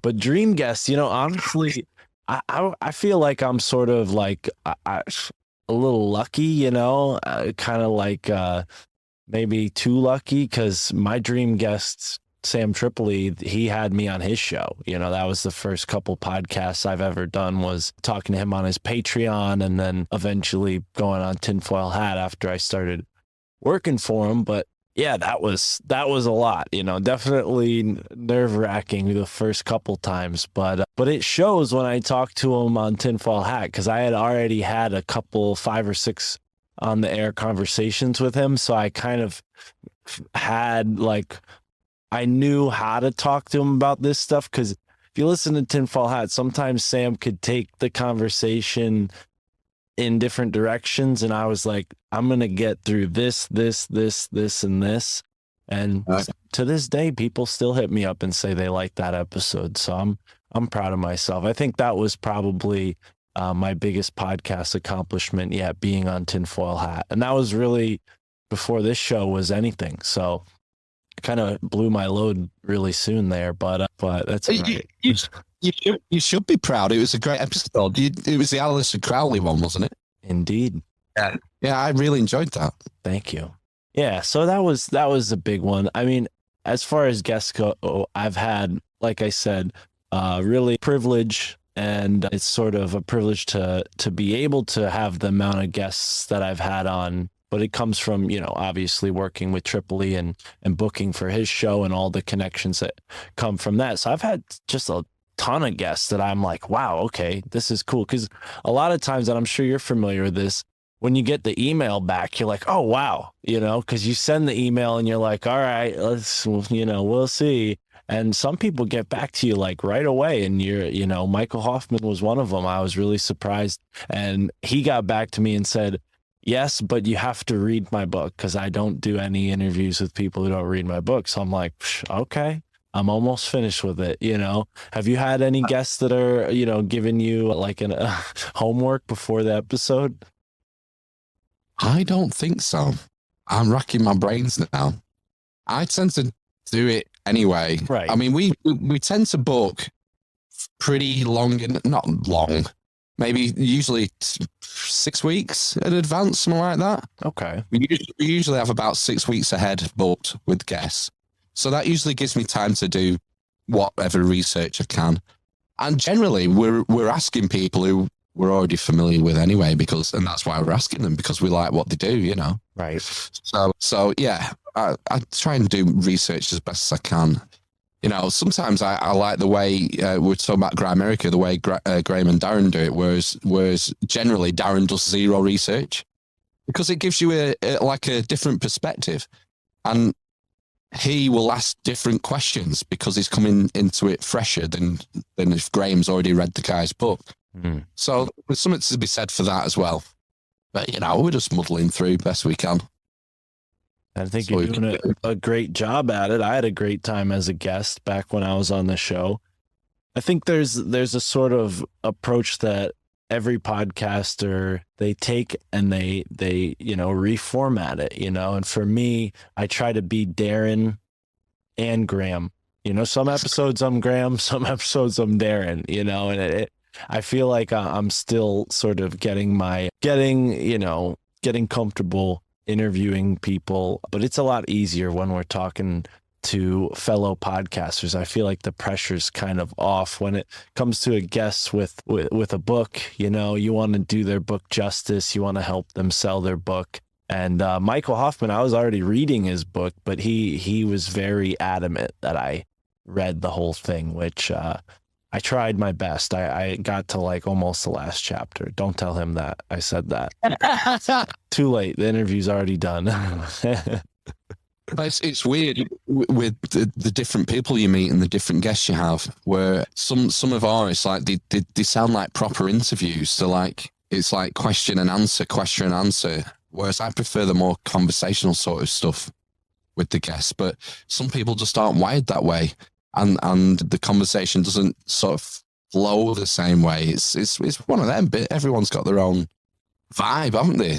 When they're especially someone you don't know, someone you've never met before. Mm. So I guess you just try and put people at ease as best as you can, and try and bring out some of their personality and their thesis. If they're an author or a content creator.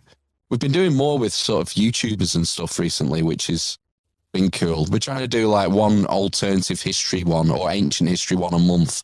Try and get one a month in. And then, maybe one occult or esoteric subjects a month. There's just so much to go at. It's you just don't know where to start sometimes. I've got a list of people I want to get on the show. It's like fucking as long as my arm. And you just got to throw shit at the wall and see what sticks. And some people say yes, some people say no. I think we've got a pretty good hit rate. I think we do all right. I'm quite surprised. I'm surprised anyone agrees, to be honest. But yeah, we don't get many knockbacks. I don't think. Right on. Yeah, I get, for the most part, the only time I get any flack is when I talk about flat Earth. I think that topic definitely, you can't, you're damned if you do, you're damned if you don't. And you can't be agnostic about it. You just can't please everybody. But where do you stand on that one? We had the king of the flat earthers on, David Weiss. Oh yeah, we almost linked up with him yesterday. He lives proximal to where we were yesterday, and Alex is buddies with him. But me, I try to stay agnostic. I think I'm gonna guess that you're sort of in the same lane. I don't know, but it's just like, it's one of those things where I feel like as soon as I go one way or another, I'm just gonna piss people off. So I'd rather just say, hey, how could I ever know?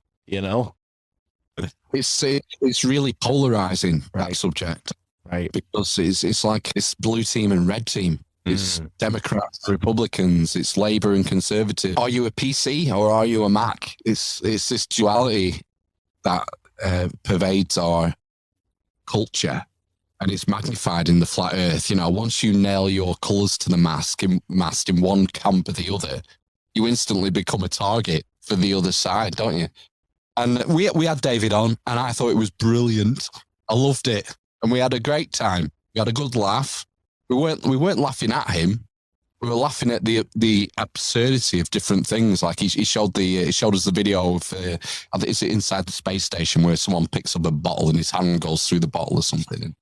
And yeah, it's silly, and I loved it. I think he's a great guy. I really enjoyed talking to him. I thought it was very, very personable. I wore a NASA t-shirt just to piss him off, and that seemed to get a reaction. But yeah, I'm the same as you. I'm sort of agnostic. If I had to swing one way or another, I'm probably a baller. Right. I'm probably balling out. But I don't know anything. That's my position. I know fuck all about anything. I know a little bit about this and a little bit about that. I'm not an expert on anything. That's why I like ley lines, because they work on both planes, or both models, But another subject that is really, and I kind of categorize flat Earth as sort of like a post-conspiracy theory. Because like the conspiracy theory culture was really born pre-internet, and it seems like flat Earth was really more of they say it was a NASA psyop making that flat Earth society thing, right? So I don't know if I could pin the flat Earth movement on when that was founded, but I would guess it was around the 90s that people started talking about that more. Obviously, people 200-300 years ago thought that just naturally, but something that's really emerged is the topic of Tartaria. And I don't know how popular this is in England, but here in the States, people are like, they'll put all these videos together, like this building is, ancient and this building's ancient. It's very speculative. I find it fascinating, but as somebody who prefers to look for like primary sources and someone who's putting well thought out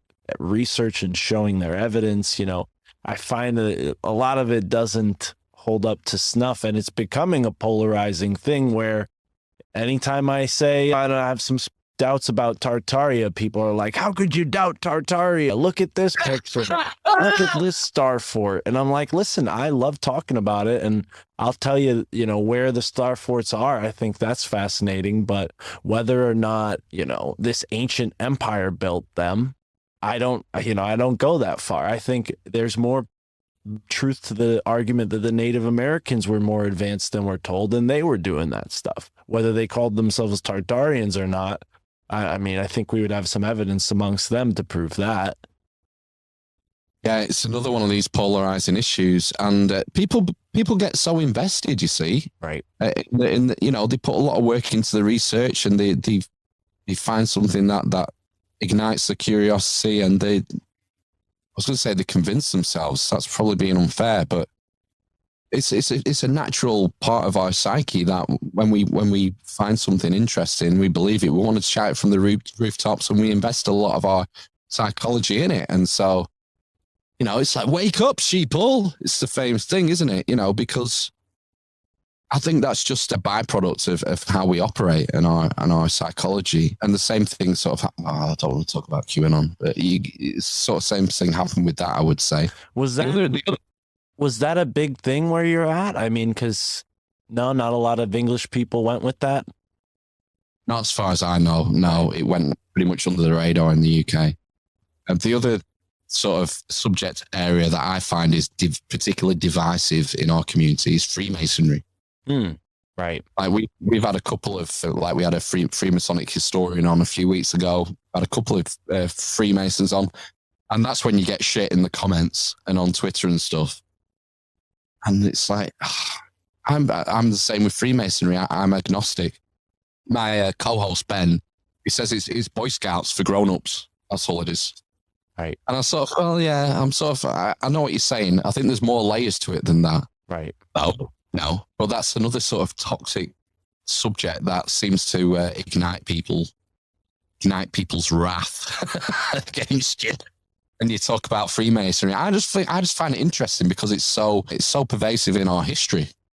Freemasonry. Absolutely. I actually had I had to reschedule this conversation, but I still will be having it with Robert Sullivan. He's been on the Grimerica show several times. He writes a lot of books about symbolism in movies, but he's a Freemason. I think 32nd degree, and he wrote this book called The Royal Ark of Enoch that I've been reading recently. And it's a fantastic book. It shows you the Freemasonic history. And obviously, you got to take it with a grain of salt because you're reading this written by someone who's a part of the group he's writing about. But to your point, I think that's absolutely fascinating, and I want to have him on, whether he's biased or not. As a listener of the show, I give you enough credit to be able to discern that for yourself. And if I didn't talk to him, you wouldn't have that opportunity, you know? And I think that's really what is more important, is to invite people to the conversation instead of saying like, oh, we can't talk to anybody who's this group, or we can't talk to anybody who's this race, or we can't talk to anybody who's, you know, from the planet Xenon. You know, it's like, it just becomes this unending, you know, stigma. It's part of the game, isn't it? To divide and conquer, I think. Right. You know, how much of it's controlled opposition? I don't know. But yeah, that's the one subject area I seem to catch shit from. It's Freemasonry. And that was one of the first books that got me into sort of esoteric. I remember reading a book called The Hiram Key by Robert Lomas and Christopher Knight. And that came out in the mid-90s, I think. And that was charting the sort of history of Freemasonry. And I just found it utterly fascinating. Because, you know, it's not stuff, you know, I don't know if it's true or not. It's a theory. It seemed like a well-researched book. Again, I don't know anything, but I found it interesting. But you can't deny the influence that Freemasonry has had over our culture. Like I was telling you, you asked us when we were talking, was it on Telegram, you were saying if I'd been looking at anything in particular, and I said I'd be looking at the Royal Society or the Invisible College. And again, it's that formation of that society is dripping in Freemasonry. That they seem to be hugely influential in that society, and the ramifications of that are global. Absolutely. I mean, to bring it back to New England, the first governor of the Connecticut colony was a member of the Royal Society. His name was John Winthrop the Younger. He's the son of one of the colonists in Massachusetts, one of those governors. But John Winthrop is interesting because he was an alchemist, a practicing alchemist, and a member of the Royal Society. And that was sort of in the early days of the Royal Society, but you saw that sort of blending in him. of spirituality and science, before science was really what we think of it today. Same with Isaac Newton. Isaac Newton was the president of the Royal Society in, what was it, probably the 1720s, something like that. And he was well known for being interested in occult subjects and alchemy, as well as, his Principia Mathematica, whatever it was. His famous book that he did, that no one's ever read. Well, I haven't read it. Right. So, the Royal Society's tenets seem to have been founded on Freemasonry. Like, one of the key sort of things in Freemasonry, apparently, because I'm not a Freemason. I've never been in the lodge, everyone who's listening. But apparently, you're not supposed to talk about religion or politics. And the Royal Society adopted that philosophy. And it was incredibly important at the time because of the historical context in which the society was formed. In 1660, the period of the Reformation, England had just come through, 12 years of a bloody civil war with Cromwell. And when you look at the founding 12 members, it's interesting because they're pretty much split evenly between royalists and parliamentarians, people who supported the king and people who supported Oliver Cromwell and the New Model Army. You think, well, I mean, the monarchy was restored earlier that year. We went back to Charles II came back from France and took over the monarchy. And then we have this society forming with a mixture of people who were, very shortly before fighting on opposite ends of a civil war. I mean, the guy who chaired the first meeting of the society, John Wilkins, I think it was, he was Oliver Cromwell's brother-in-law. He married Cromwell's sister. In fact, Oliver Cromwell had to change the law so that John Wilkins could marry his sister. So you have him getting together in these well, they were secret meetings, I guess. It was invite only. Getting together with people who were, what would you say, from the aristocracy, people who were earls and dukes and whatnot. It doesn't make any sense. It doesn't make any sense at all that these people were meeting in these clandestine. Well, it wasn't called the Royal Society at that point because it didn't get its charter till a couple of years later. But that's where the term Invisible College comes from. Because I think it was Robert Boyle, the physicist.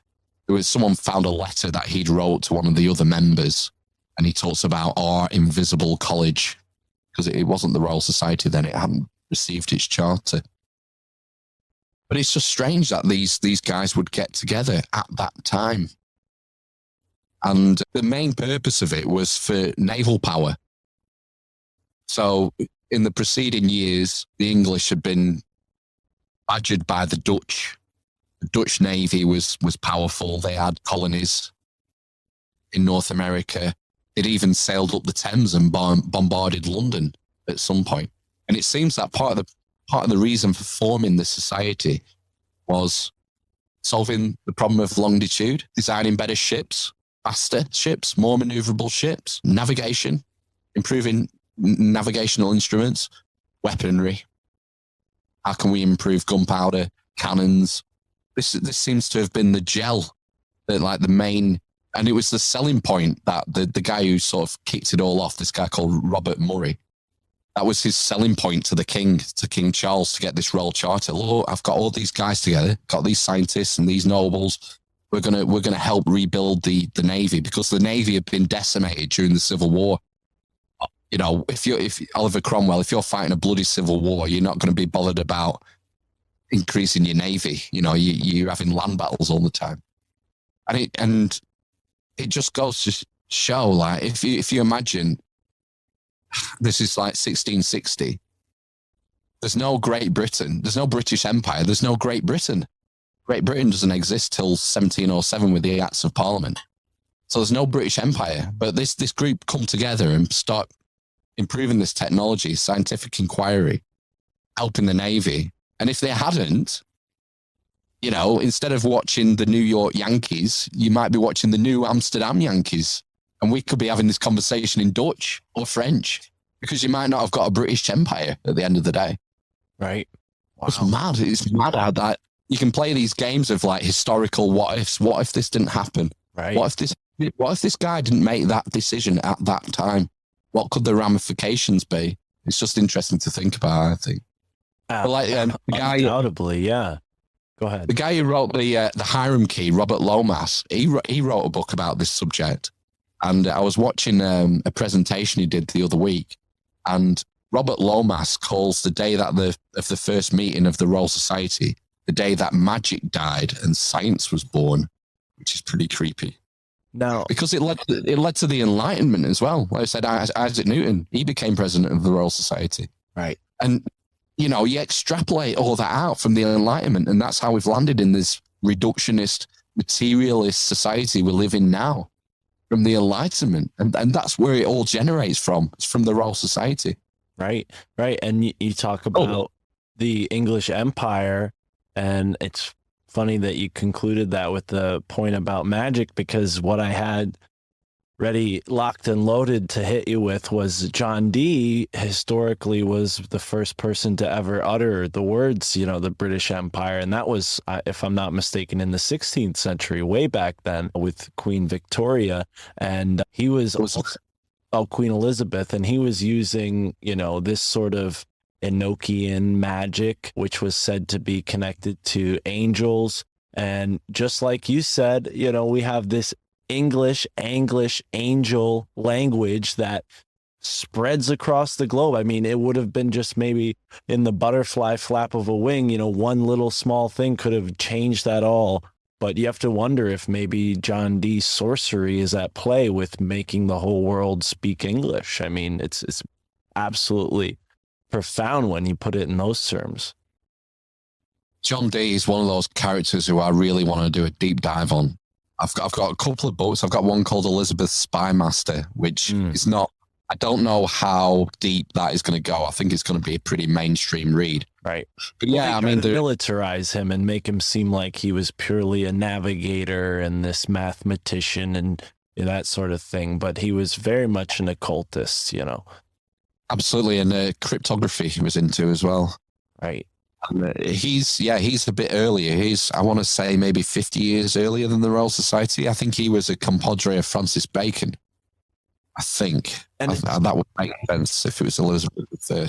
It's important to also put it in this context that all of these things that we would now consider science were occult. I mean, the idea that you could use just pen and paper and pieces, little instruments like that to navigate the world, that was a magical act. You know, doing these things that now we think of as mundane in that time were revelations from God. You know, they felt like they were inspired by their creator with these divine ideas, which who knows how true that is. I'm not putting any doubt on that. I think there's a lot of truth to that. You know, we have Einstein and Tesla talking about their thought experiments that they would do when they were calculating all of the things that laid the groundwork for this, modern, hyper fast industrial technology age. But, considering how rudimentary things were for the average person back then, all of those skills that John Dee had, just one of those in any one person would have made that person a special individual. But to have all of those skills in one person, I wonder if we have sort of like a prophecy situation, almost like what we have with a religious spiritual prophet, where there's receiving information, instead of being about morality, though, it's about technology.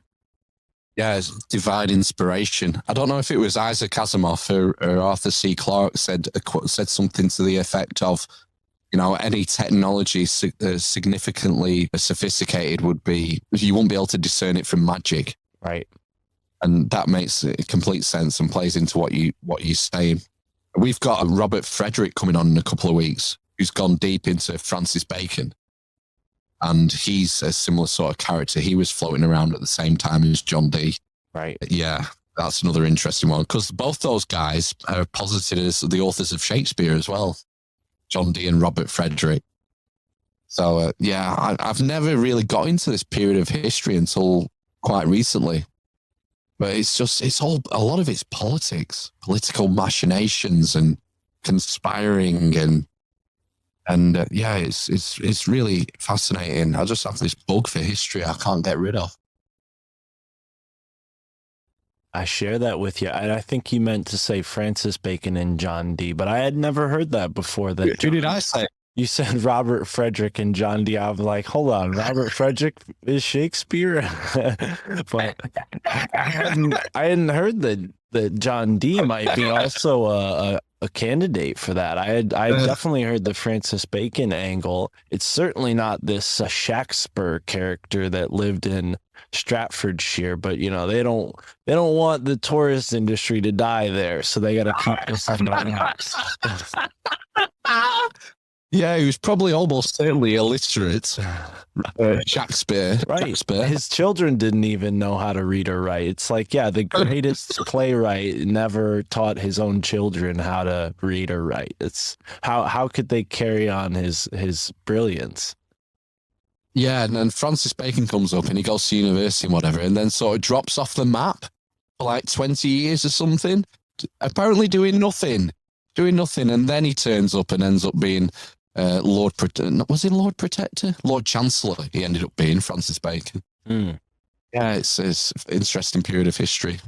Well, all of it. It definitely feels like some sort of mystery school initiation type thing, underground, you know, Hogwarts type situation is going on. This missing time that's always, you know, kind of put just conveniently in the lives of these amazing people. But yeah, I think there's really an endless amount of information in that realm of Shakespeare. I mean, so much of what we have left in that body of work is very esoteric. I mean, Midsummer Night's Dream, I remember seeing that stoned out of my mind at a, you know, play at the park. I forget what they call them, the actual name for it, but it was at the park, and I was just like blown away at what they were talking about. You know, I was really a novice at that time. It was probably 10 years ago, but I had enough sort of symbolic recall to be like, there is something going on here. He's not referencing this stuff by accident. Same with Hamlet's Mill.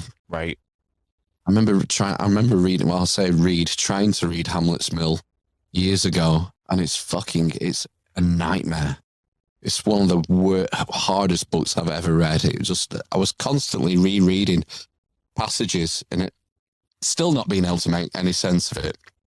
But yeah, that's another one of Randall Carlson's things. I remember Randall Carlson put up a reading list once on his website, and Hamlet's Mill, he always seems to mention Hamlet's Mill when he was on Joe Rogan, when I was listening to it at the time. And so I got this book. It's like a fucking doorstop. It's like a monolith. It's massive. I fucking started reading it. I was like, fuck, it's going to break my head, this. I can't handle it. It's too hard. Yeah. I persevered and got through it. But fuck me. Yeah. Well, I don't know. And Randall is a Freemason, so you got to ask yourself if maybe he has some kind of like decoder lens that they give you at the 33rd degree. You know, you kind of go around and look at all this stuff and see the truth behind it, but can't tell anybody. I definitely think there's some truth to that, and I think that's kind of what I'm asserting is maybe these guys, Francis Bacon, John Dee, maybe they're all a part of the same group, and that's what the body of Shakespeare's work was actually authored by, this like mystery school that operated through many different people. But a similar group that you mentioned, the Rosicrucians, I've heard people say that, oh, the Rosicrucian thing, that's all live action role play. They're just pretending, you know, it's sort of like an ARG, and it never existed. It was sort of like a propaganda that was put out. But then I've read other books that talk about, oh, this guy was a Rosicrucian, this guy was a Rosicrucian. I have, you know, books that were printed by the, you know, AMORC, which is a sort of a later group of Rosicrucians in America. But what are your thoughts on that? Have you ever run across that theory that the Rosicrucians were sort of like a made-up group, or at least some form of like ARGs, maybe something, you know, precursor to what we consider an ARG now? Yeah, I have come across it, and a lot of it stems from Christian Rosenkrantz, doesn't it? And they because he used a pseudonym, they assume he's a fictional character, and And I've heard same people say it about the Illuminati, and the Bavarian Illuminati never existed. Right. With the Weishaupt. I don't know. Who do you believe? That's what it comes to. And this is a problem this is a thing that I discovered with reading, is that I remember when I first started reading, I would read every book and take it as gospel. I'd read every book and think that this was the truth. And as you get older and a bit wiser, you realize that you've got to start reading the author. You can't just read the book. You've got to read the author. Who is this guy or gal? What period are they writing? What's the historical context and the political context of what they're writing in? What is their what's their worldview? What are their influences? What are they trying to put forward with the hypothesis? You can't just read a book and take it as gospel, man. Well, and that's why I love what we do so much, because we're able to sit down and read the author face to face, and actually talk to them. And to bring Michael Hoffman back up, I was very nervous because his writing style is pretty, it's in your face. It's blunt, he's very, blunt about the truths that he's sharing with you in this book. So I was nervous. I'm like, oh, how's this guy going to be? Is he going to be like rude to me? Is he going to be like, because he demanded that I read his book, I'm like, is he going to like think I'm a dummy or something? Kindest, sweetest man, very nice guy. Just a pleasure to have on the show. And, you can't judge a book by a cover. You can't judge an author wholly by their writing. But I think there's absolute truth to what you're saying. You got to read the author. But we definitely have sort of a privilege podcasting with being able to, sit down and ask these folks, what they think themselves. Have you ever interviewed somebody that was on like your bookshelf for years before you were a podcaster, and you're like, oh crap, I can't believe I have an opportunity to talk to this person? Yeah, a few. So one would be Eric Klein. Okay. Who wrote the book on the Bronze Age, basically. He's written the most popular book on the collapse of the Bronze Age, called 1177 BC. And so that was the first podcast I did that I was nervous for, because I didn't want to fuck it up. And he was sort of a literary hero of mine. And we had David Roll on last year. In fact, he's coming back on at Easter. We're doing an Easter special with David. And he's like a renegade Egyptologist. He says the Greek Dark Age never happened, and that there's a fault in the chronology, and that sort of 260-year period around 700 BC never happened. And from the Trojan War, the people who fled the Trojan War went on to, found Rome and Greece and all the rest of it, Greek colonies and all this sort of stuff. Wow. So, yeah, it's really, and he's just amazing to talk to, because he seems to know everything about ancient history. It's like we talked about all sorts of stuff, whether it was dynastic Egypt or Mycenae, the Bronze Age, biblical history. I mean, he's like really successful author. He's got a new book out now. It's just come out now, I believe. And we're doing, because it's Easter, we're going to do one on early Christianity with him. And I just can't wait, because I just don't know what he's going to come out with about what's wrong with our perceptions of early Christianity. And that's something else I've got into, is theology over the last few years. It's like, I can't get enough of trying to figure out what was happening with early Judaism, early Christianity.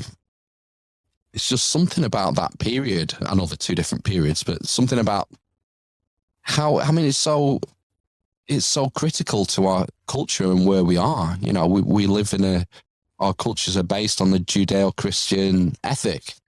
And so it's so formulative, isn't it? So the way we've lived our lives and the way our societies have developed. So I can't get enough of that subject, ancient theology.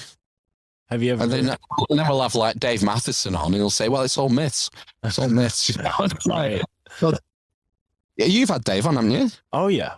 Dave was on the show. He was actually the first real podcast guest I ever interviewed. The first 3 episodes, the first 2 were with buddies, and then the third one was actually with another podcaster named Rick from the Tin Biscuit podcast out in Ireland.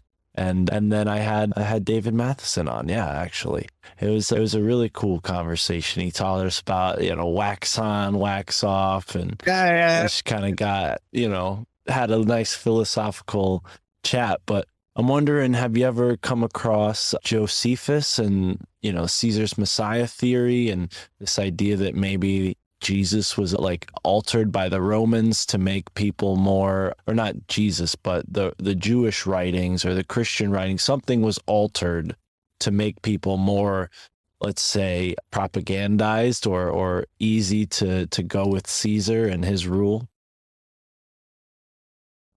Yeah, I mean, we had a chap called Edmund Marriage on back in October, and he's since died. He's passed away. I only found out recently. We recorded with him in early October, something like the 11th of October, and he passed away before the end of the month. Good thing you didn't reschedule. Jeez. Yeah. Wow. And peace. His work was all early Christianity and Jesus and Thomas. Right. Jesus and Thomas coming to the British Isles after the crucifixion. I don't know how that works. And becoming like, what would you call it, like a point man for the Roman Empire in civilizing the British Isles, and then going to India and all over the shop. It was fascinating, absolutely fascinating. And like David Rowley, was another one of these guys who just accumulated so much knowledge, so much information. Yeah. It just blows your mind that you get the chance to sit down and talk to them, that they'll give up your time for you and go through this stuff. Yeah. So Josephus is an interesting character because he was Jewish. He was a Jewish writer. I'm trying to remember my history now, and he was involved. It was during the Jewish uprising, wasn't it, of 76 AD, when Titus sacked Jerusalem. Josephus was involved in that, and did he turn coat? Did he turn coat? Yep, he turned coat and he became Josephus Flavius, and he lived with the Caesar, with the emperor, and became sort of like one of their court historians. Yeah, and then you see, it's like it goes back to reading the author again, doesn't it? And the influence that he's having, and I believe he betrayed some of his countrymen. He was fighting. I think he was fighting for the Jews originally. It was maybe. I might be getting this completely wrong. You're right. You're right. And they were captured, and he was captured with a group of like other Jews, women and children and men, and he sold them down the river. I think they died, and that's when he changed sides and started working with the Romans. Right. Well, he tried to spare his own life. Yeah, that was the thing. I'm racking my brains now because I'm going back into the Mind Palace from when I read it 5 years ago or something. Yeah. But we don't have, the problem is we only have so many sources from that period, don't we? Right. Whether it's Josephus or Tacitus or wherever, we don't have a lot because, again, a lot of it was lost after Constantine. A lot of this history was lost, and it turned out that it was the monks, wasn't it, in the monasteries who were copying the older Roman texts, or the pagan texts, they would have called it. And, they'll have copied some stuff and not copied others, and they will have been selective, and they certainly didn't save everything. It's like Socrates. We don't have any writings of Socrates. We only have what Plato wrote about him. Right. That's why we're finding out about all these cryptids and paranormal creatures all over again, because they took them out, Oh, Dogman in Jerusalem. I don't doubt it. I mean, don't you guys have werewolf stories over there in Europe, or is that more of a Eastern Europe kind of thing? That's a little further east from you that they talk about werewolves. Transylvania, right? Yeah, I don't know what folklore of the British Isles. Fairies was a big thing in the British Isles. There's a lot of fairy talk. And they're spooky because they can kidnap. But outside of that, I mean, they'll put a curse on you. But are there any like beasts, like what we have in America, like Dogman or Bigfoot? Yeah, usually on the high street on a Saturday night. That's when the beasts come out. Usually about 2:00 in the morning. Oh, You go outside. You go outside. Old Nels, or the Adelphi, or O'Neill's. You'll see the beast come out. You don't have to go hunting for him, man. You don't need like to set up tripod cameras. They're fucking there. They just pile out of the pubs, and it's beast mode. It's beast time. Cryptid City. I don't doubt that. They're in full plain view though, unlike most cryptids. Yeah, I'm sure they're interdimensional as well. Oh. I don't know. I don't know of any like I can't think of any like unique cryptid stuff for the UK unless I'm completely drawing a blank. It seems like more of a North American thing. You know, like the Lake Michigan Mothman and Dogman and Slender Man and Flannel Man. There's another man every week, isn't there? Yeah. And we don't seem to get it over here that I can think of. There's Serial killers. You get lots of serial killers, you know, like Jack the Ripper and the Yorkshire Ripper and that sort of thing. Well, with every cryptid, there's a new tourist attraction and a new podcast covering it. So a merch. There's Slap it on it. Slap it on a lunchbox. Yeah, there's definitely something to it there, but I don't know, man. It's also, you know, this is a wild land. It was not quote unquote civilized before Columbus. So I think the Native Americans just did a better job of staying out of these things' way, whereas, you know, you guys fought all your dragons thousands of years ago and beat the crap out of them and burned all the books about them. Yeah, and the witches, burn them. Yeah. Yeah, we have Witchfinder generals and all that caper going on. Yeah, I think, maybe we've got a better handle on our earth energies and our ley line. Can we just know, whoa, I'm not going down there. Well, that's a good point, considering all of the standing stones and whatnot. And, you know, maybe that's what that is. Maybe it's like holding the grid in place, this interdimensional fabric in place. And over here in America, when the colonists came, they like tore through all the mounds, unleashing all the cryptids. You know, they pulled the lid off the can, and now you have Dogman crawling out and all these Mothman and Pigman and everyone else. Came over on the Mayflower and just unleashed Pandora's box. Just upset the complete balance of nature. Right. And then that's it. You've nailed it. That's why we can't move for cryptids in North America. I think that's it. I think that's it. Well, Phil, we've come to a lot of conclusions, but we've also left a lot of things on the table here today. And it's been another fun conversation with you here.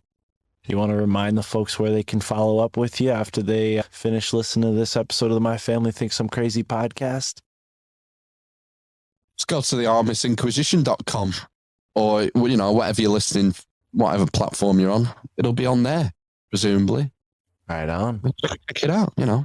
I think we've got a lot in common with the subjects we cover. So if you're listening, if you've got room in your rotation to try something else, give us a go. You might like it. You might think we're fucking idiots. In fact, you probably will think we're fucking idiots, but you might like it as well. I like it. I think what you guys are doing is great. And after today's conversation, I got a lot more to look into. Some really great guests. I'm particularly interested in listening to that one with, I think you said her name was Lori, the Megalith hunter. That sounds like a great conversation. And then, of course, Ryan Seven. I was listening to some of that before we talked, and very, very curious guy. Very interesting. Like you said, knows a lot. You got to watch them because it's highly reliant on. He goes, when he was coming on, we had him on like early on in the lockdown, and it was over Zoom then. But when he came and when we started this marathon 12-hour series, he said, "I'll send you some slides over of what I've been working on." I said, "All right, no problem." 90 slides there were. So it's very much reliant on the visual stuff. So you're best watching it on BitChute or YouTube while we're still there, because he lays it out how these things mesh together with the symbolism. It's fucking amazing. Right. But yeah, check that out. If you like occult symbolism, you'll love those series. Beautiful. Yeah, he's a good lad. Well, Phil, thank you so much. And to everyone listening, thank you so much for being here. Enjoy the moment wherever you are in the now.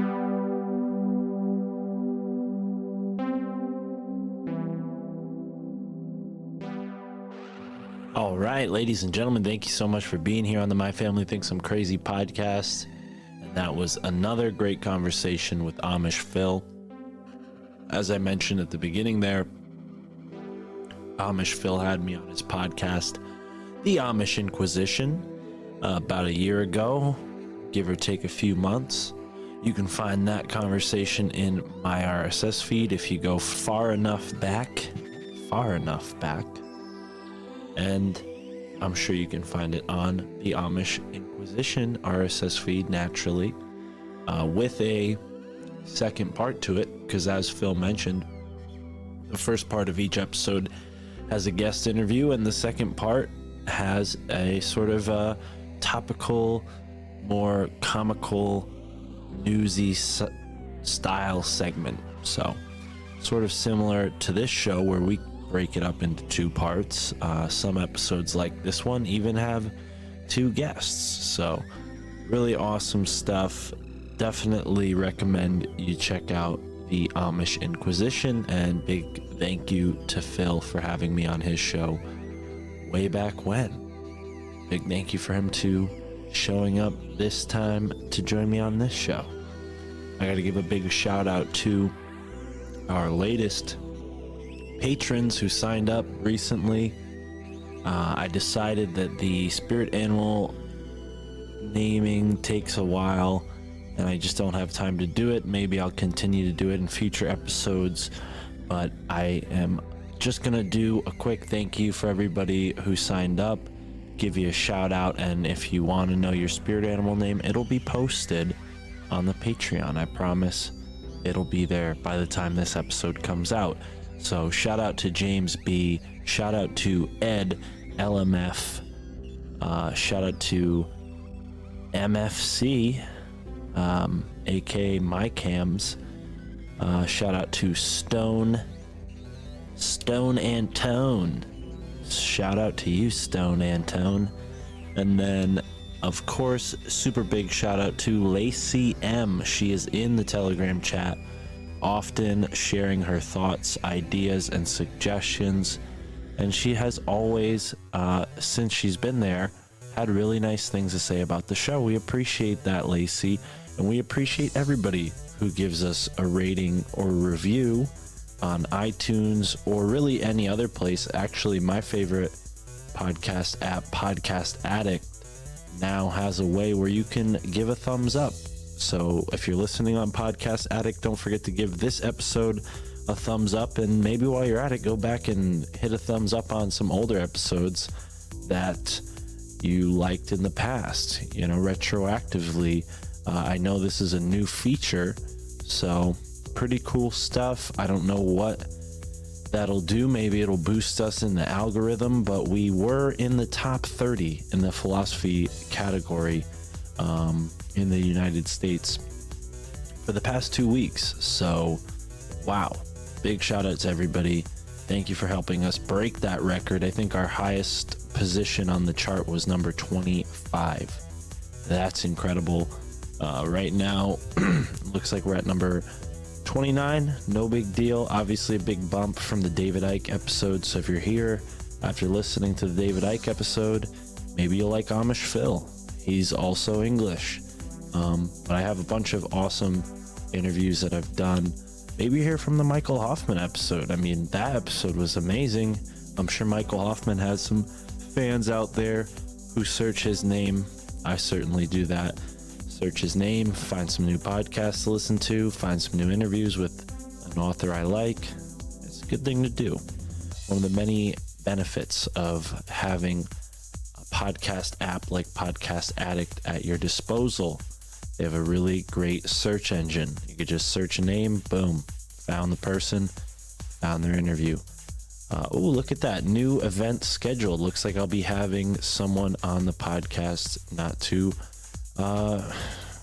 looks like it's not too far from now, so pretty cool.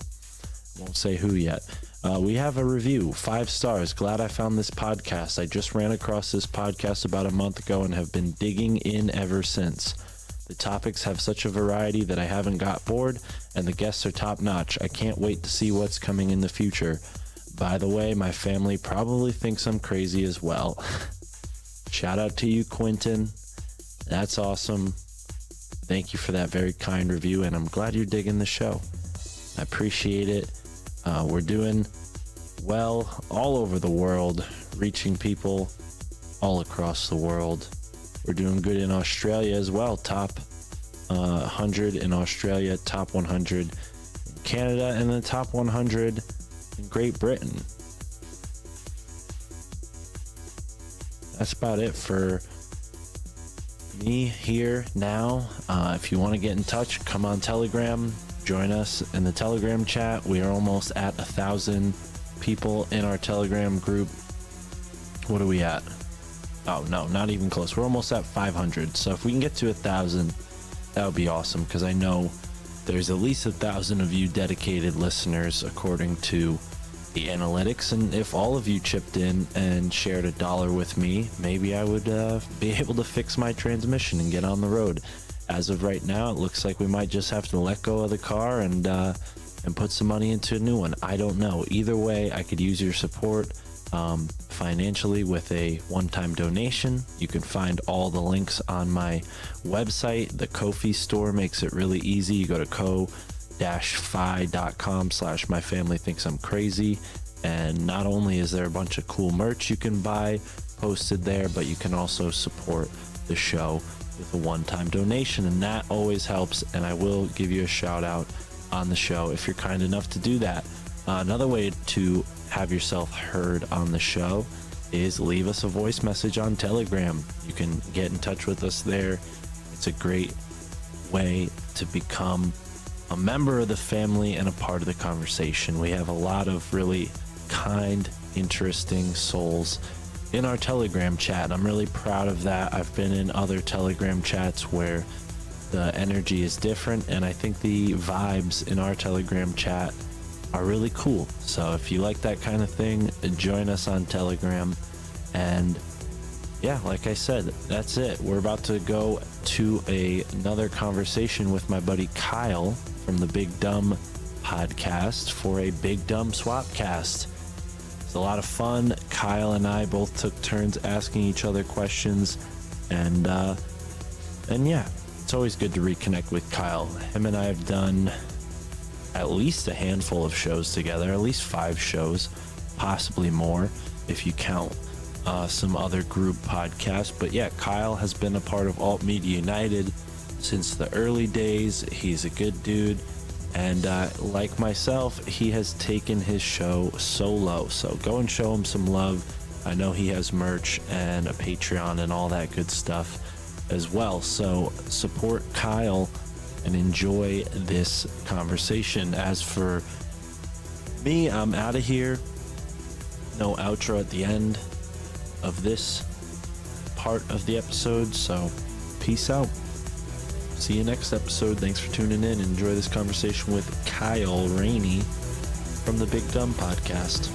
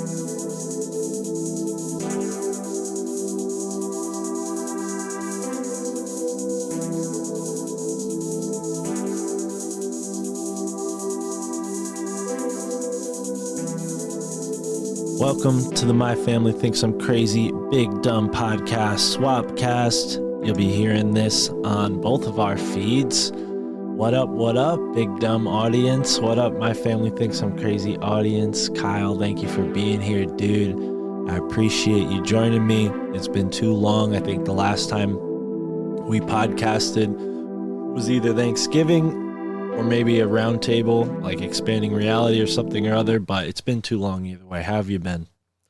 I've been good, dude. Thanks for having me on. The last time it was just you and me was last year when I had my co-host still. Right. And then I saw you at Thanksgiving and a little bit at Christmas. That was a good time. Illuminati confirmed. How could I forget confirmed. That? Absolutely. Yes. So it's good. You know, the Alt Media United community is ever growing. I feel like new people are always hopping on, new faces. I'm almost overwhelmed with how many people are a part of it. Like, because I thought I'm like trying to connect with everybody, like, hey man, like let's do a show together. Like I know you're, but then sometimes I'm like, wait, who are you? Wait, or I know them, and I'm like, oh, you're in Alt Media United. I had no idea, because it's just growing and growing and growing. So that's a great thing that you're doing, man. I'm happy just to be a part of it. It's fun. Heavy hitters, dude. Heavy hitters for sure in that group. Like when I think it was our Illuminati confirmed group chat on Telegram that Juan was being all competitive. He's like, I'm catching up to you, Kyle, on downloads. I was like, what are you talking about, dude? Is it a competition? And he was like, no. And I know he was just kidding. It was all fun. And then you hit us with the top shows in Alt Media United. And it's like Tinfoil Hat, Grimerica, your show, all the higher sides. I was like, thanks, Mark. I just slit my wrist. But that's something I think a lot of kind of like what we were talking about is that, and even Tinfoil Hat talked about this on a recent episode with the confessional, Tony Merkel, is, man, you just got to keep going. Just keep going. Like because you are your biggest enemy. You, Mark, are your biggest enemy. And me, Kyle, I'm my biggest enemy. Right. And this is something I struggle with every day, is just like getting out of my own way, being a little nicer to myself, but also pushing myself too. You know what I mean? You can't just expect things to happen without putting in the work. So, but when you get discouraged in anything you do, especially content creation, you just got to push forward, you know, and it's all about your mindset. You got to, because I was talking to someone the other day about like, you know, money and stuff like that. Like, do I want to, I need to get back to like why I got into this, because it's not about just making money or, you know, having a huge Patreon or, you know, selling a bunch of t-shirts. That's great. Don't get me wrong. I love that. But I had to kind of remind myself, why did I get into this in the first place? It's because I love doing it. It's because I love talking about this stuff. I love meeting new people who, you know, my family thinks I'm crazy. So it's nice to find a new family who kind of accepts me in this community and stuff like that. So that's why. And I think it's important every now and then, especially if you're, you know, not seeing the results or you're feeling discouraged or whatever, just remember why you did this, man. And this is for everybody, regardless of what you do. Remember why you started. And because you got to be passionate, you got to be excited, and you got to love what you do. And I have to remind myself, like, there'll be days I don't want to do a show, or I don't want to do this. And it's like, then when I do it, I just shut up and just do it. I have a great time.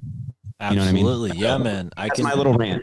No, dude, not unwelcome at all. I think this is the perfect place for it, because I've seen a lot of people reach out to me saying, hey, I was inspired to do a podcast by this podcast, your podcast, this podcast, many others.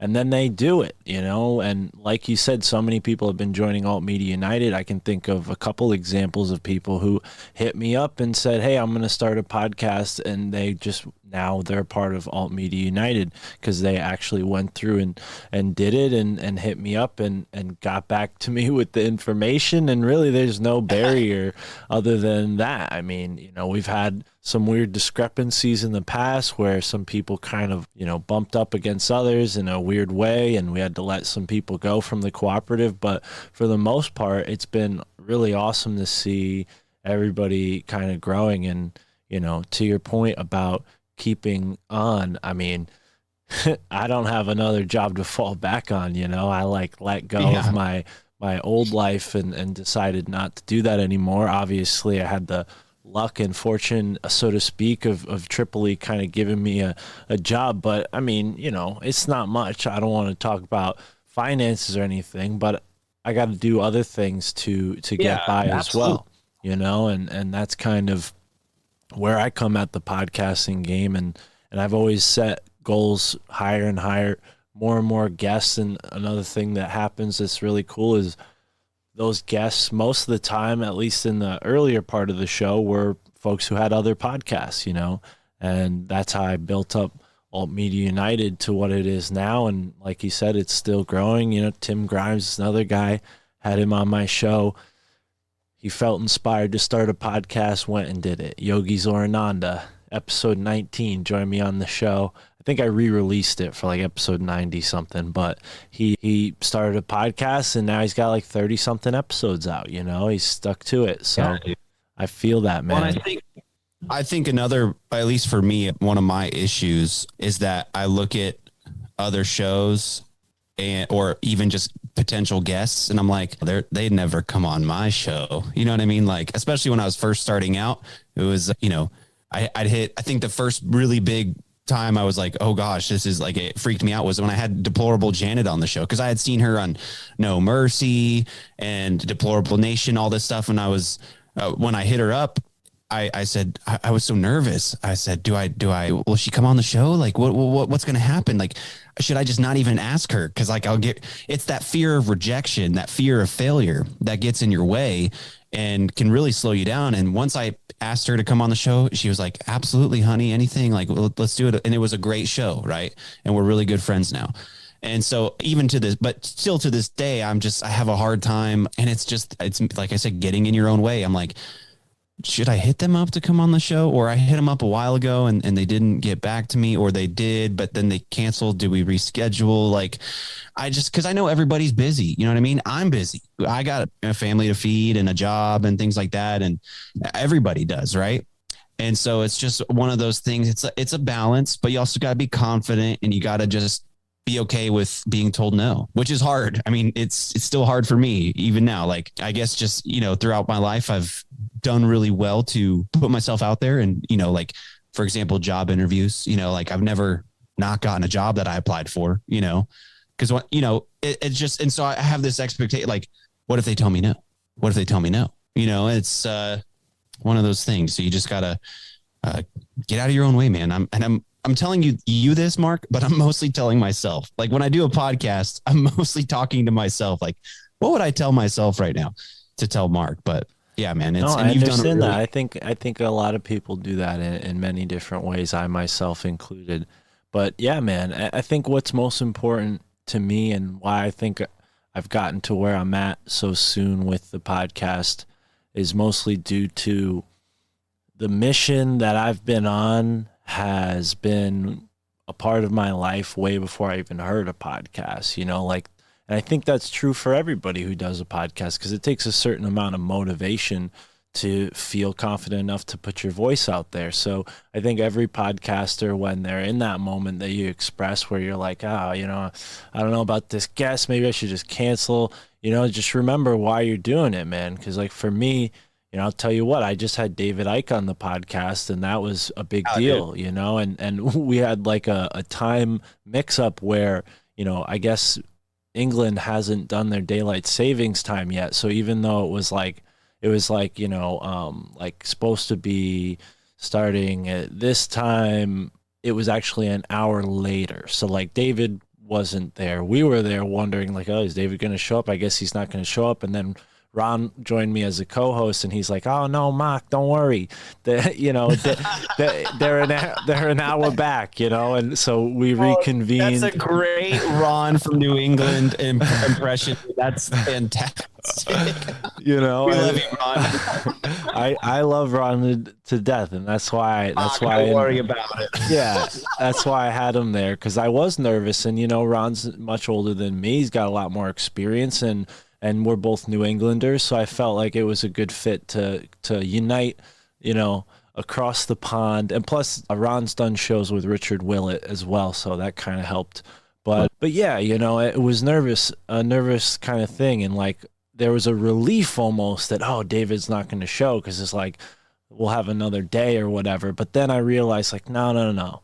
We're going to make this happen, especially when Ron said that, because I'm like, oh, no, we're doing this, and the nervousness kind of subsided, and David is a pro, so the conversation went great. I'm sure, all you need to do is put him in the right position, and he just goes, and each answer, you get David Icke, and you don't have to say much. You just say, "Hey, David, what's going on? What do you think about this?" And he'll just take off, which is great. That's a great guest. And kind of what you said, what you were talking about, like your journey that you've been on, as far as it started a long time ago. I kind of know what you're talking about, because I've talked to you about it before. But kind of where was that journey? Where did that journey start for you? And then I want to know, like, what's the point? Like, what are you doing? Because it applies to all of us, I think. What's your goal in all of this? Not just podcasting, not just content creation, or, this, but what do you want out of this? I don't know what this is, but like, not this life. That's too big of a question, but where do you see yourself going? Because this is something I wanted to talk to you about. Like, are you journeying to become a true mystic? I mean, that's something that you can achieve. And I'm not joking. I'm not like trying to mess with you, but you can do that, if that's something you want to do, or you can be a podcasting guru. I mean, there's so many things that you can do, because you're 28, right? 27. 27. I'm 25. So, we're probably the younger people in the podcasting game. You know what I mean? Some of the younger ones. And there's a lot of potential, not just with our shows, but with us, as people. So where did your journey, like, when you started, where did you see it going? And then now where do you see it going? That's a really good question. Yeah. Thank you, man. I think it started just from always being curious and always questioning and always wanting to learn. My interest shifted over the years from, the more obvious things that kids would be interested in. Like, I was a particularly nerdy kid. I liked superheroes and animals and learning all about the different parts of the world. I could tell you every country in Africa at a certain age. Like, I was always just like, not trying to impress people, but people had like a sort of like, oh, this kid is smart. And it wasn't always a good thing, because my peers were like, oh, this guy's a nerd, so. And I was kind of the same way. So I can probably assume you were also kind of a smart ass, because that's how I was. I thought I knew everything, because I was smarter than those other kids. That's for damn sure. But I was kind of a dick about it sometimes. Right. And I was definitely a smart ass, but I wasn't always witty in like social situations, not at least until I got a little older. And then that got me in some trouble, which inspired me to learn martial arts. And then, somewhere along the way, weed came into the equation. And I talk a lot about how cannabis kind of revealed a lot of things to me that I had been, ignorant of. I had this kind of orthodox view of religion that was given to me by the family, like most people. And, I kind of rejected that. And then cannabis brought me back into a deeper understanding of who I was as a spiritual being, and that process of understanding, I don't think really can ever be finished. And for whatever reason, I've, had the endless, desire to talk about this stuff way before I ever had a podcast. Hence, like, Hippie Mark kind of was my nickname for a while. People would call me Hippie Mark because I had crystals on and I would never shut up about all this stuff. And then I became Mystic Mark when I actually started making crystals that, jewelry that people would actually buy. And then, with the books you see behind me, like, that's always been a part of it too. So it was never an idea of like, oh, I'm doing all this to become a podcaster. I really had no idea, where these skills I was drawn to would ever be applied to. I didn't see myself as having the, composure to write a book. I didn't see myself as having like the wherewithal to get through school to become like an anthropologist or, all these topics that we talk about. You see guys like Graham Hancock taking that to the level. There was definitely, a time in my life where I thought maybe that would be a cool thing to do. And around the time that I was in community college, I was spending a lot of time on the green, the public area in this city, New Haven, in between classes, just smoking weed, trying to read these books that were not a part of my courses. I was reading like The Secret Teachings of the World and, Carlos Castaneda books and things like that. And then I ran into a guy named Amos who had all this stuff in mind, you know, as we say in this community. He had a black belt in conspiracy, or a belt in conspiracy, and I definitely had a belt in conspiracy theory at that point in my life. But, you know, we sort of realized we were like minds, and he told me a bunch of stuff that really motivated me to understand something that I think has become, especially recently, what I would say motivates me the most. I mean, obviously, in a general sense, understanding and evolving and improving my life is always going to be motivating me, because I see through cannabis the power of my mind to change my reality in that way, you know, and I'll never forget that. And I don't think it's cannabis altogether. I think it's just the mind, and cannabis revealed that to me. And, you know, I was always fascinated with superheroes and animals, so I was always thinking about consciousness. I just didn't understand that's what I was thinking about. And then, and then when I met Amos, and he kind of broke it down to me that this great Holocaust had happened to the Native Americans, this great genocide, and their spiritual culture had been like ripped upside down from them. And, you know, I just talked to a guy named Peter Shampoo who talks about how, you know, the Masons go and take that energy and repurpose it, you know, for lack of a better word. He says it much more eloquently than I can, but I definitely feel like that's become a big part of what I'm meant to do is look into the land, the energy of the land that I was born on, this area in particular, and then wherever else life takes me. You know, my girlfriend and I, like I said, just got an apartment in town, so we're excited about that, studying the Connecticut mystery, meaning like the river, Connecticut River, because I think, you know, Michael Wan's work has inspired me as well, and his Susquehanna alchemy. I love what y'all do together. Yeah, what y'all are doing together is fantastic. And the dude he's got a knack for it. I mean, just his enthusiasm about that topic will make anybody interested. You know what I mean? Even if you're like, what, he's talking about a river, like what, but well, no. And you see how everything connects, you know, and that's why people might hear what I said, like, oh, this guy cares about the Native American Holocaust. What is he, some kind of like liberal, like victim blaming, like, you know what I mean? Like these people who, it's not that. You can tell when someone comes from a genuine point of view rather than virtue signaling point of view. That's the better term, virtue signaling. Yeah, and I think that's definitely, you know, a weaponized thing, and it's not in harmony with anything that the Native American people really need from the rest of the world. You know, they don't need us to ever see themselves as victims either. You know what I mean? Like they even to this day they consider themselves spiritual beings, powerful warriors. Well, and you know, that's the thing for me. It's like I grew up with sort of not blood relative, but my father was good friends with a guy who's a part of one of the only tribes that's in Connecticut that has like a status as a tribe. And I remember going to his house as a kid and like seeing the stuff he had around his house, like wolves and like on paintings and like skins and things from like South America, and just thinking like, oh, this is cool. Like this is his culture. This is a totally different thing.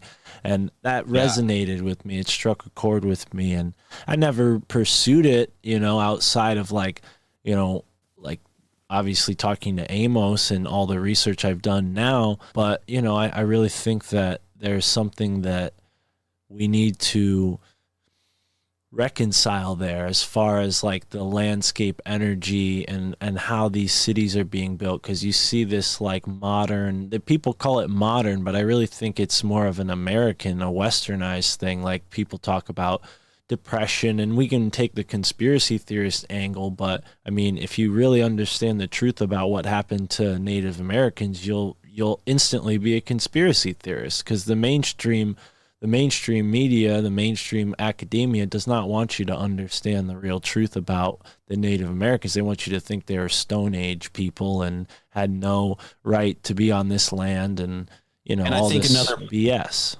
I think you're right on that. And I think another point of that, like what they don't want us to know what really happened to them. not only because it was terrible and it's awful, but a lot of those same tactics that were used to destroy a people and a culture are being used by that same government on its people today. Right. I mean, we're seeing a lot of that. Just the flooding of drugs and alcohol, and the way of culture is more damaging than, I mean, just look at our culture nowadays. It's like you got the WAP and you got all these things, which I'm not saying there's no value to some of that, but you got to admit. Wait, what's that? Oh, can you explain that? The wet ass pussy. Oh, okay. Because people where I live might take that as a different thing, but okay, I understand. Oh, the WAP, because they're Italians. He said it, not me. I'm Italian. I can say it. It's all good. And actually, I was going to say I have some on my dad's side. He's actually got his Indian card from the Choctaw Indians in Oklahoma. And then on my mom's side, they're actually from upstate New York. Her family is, and they are very, very Italian. But at one point, I think her great-grandmother, my mom's great-grandmother, so my great-great-grandmother was full-blooded Blackfoot Indian from the Blackfoot tribe, which is based in the Northeast in Canada. And I just have never really tapped into those roots. I've never really, just because I'm so far removed in my generation, I'm more connect with the Italian side and the Irish side, which are also we're also persecuted and demonized in this country at one point. But I think there's just, man, it's you. I was going to say as well, like the area that you're in. Personally, I've never been there. I've lived in New Jersey for a little bit, but it was in, it's New Jersey. It's a hellhole. I bet the natives said, you can have New Jersey, take it back. We don't want it because it's so bad. Sorry, New Jersey people, but if you live there. But where you're at, it's a historic place. It's a beautiful place from what I've heard and from what you've told me. And there's so much energy there. But also I think that applies to almost anywhere in the country especially where the natives lived, right? So I live in West Texas near what's called Paladero Canyon. It's actually the second largest canyon in the country, like next to the Grand Canyon. It's the next biggest one. And I had never heard about it until I moved here. And people were like, oh, have you gone to the canyon yet? I'm like, no, that's like 2 states over. Why am I going to go there? And like, no, it's 5 minutes down the road. And then I listened to this audiobook called Empire of the Summer Moon. Joe Rogan had really pushed it on his show. And it's great. And the Cherokee, I believe that was the tribe. They were based like here, like where my house is probably where some Cherokee natives lived. And the canyon, which is 10 miles down the road, was their stronghold. And you hear about all the history of these people, how they could, move so far, and they had all these sites, and they were nomadic, but they still had a culture that traveled with them, and they could come back and forth. And they were just so advanced when it came to the land, how to use because there's not much water out here. There's not much, a whole lot of resources as far as survivability, but they managed to do it and they thrived. And so I'm just saying, I to your point that there's something hidden in that history that we aren't supposed to know about. I think they're trying to disconnect us from the land as much as possible. Because think about in our society now, who's closest to the land? It's the farmers and the ranchers, and even then they have a better appreciation than most of us do. But even then it's still not the same. Like that's as close as we're getting right now. Right. So yeah, no, it's definitely case by case. I'm sure there are some farmers who can care less about things like land spirits, but I'm sure there's plenty of others who have like, spirits, yes. Have like the folk wisdom and yeah, definitely it's something you learn just through that kind of work, whether you have that tradition in your ancestry or not. But wow, man, I didn't realize that. That's really cool. I think you should connect more with that in some way, whether it's just like, my advice, because this is kind of how things have unfolded for me, is like just go to that place on a hike and connect with the place, maybe with your special lady, and say some words, of prayer for yourself, for your family, for the space, for everybody, the little ones, the kids out there, and all the creatures, all the animals, and everything. It's a beautiful place, man. Yeah, it really is. But you connect with it through your word like that, and then I'll tell you what will happen is as you go out through your day, through your life, it's going to connect with you, and maybe it'll be a book, maybe it'll be another audio book like the one you found the first time, or whatever it is. Maybe you'll find an arrowhead somewhere, or feather, like happened to me with the feather. But you know, whatever it is, I think when you connect these places that, you know, really people regard them as just like physical things, you know, it's rare that, you know, people go into nature with a sort of spirit, like they're connecting with that. I'm not saying I'm the only person. I'm sure plenty of people, but yeah, I don't think it's as common as it should be. And there's definitely like some magic you can engage with, especially a place that has history like that place, you know?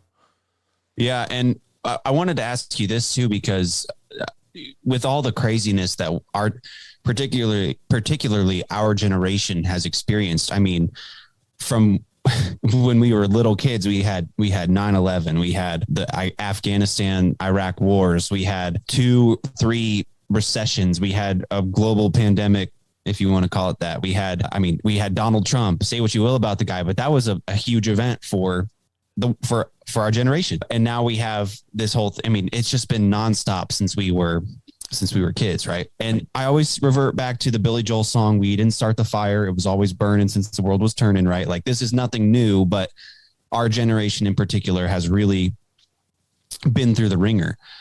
Not to mention the technology, the isolation into cities, things like that.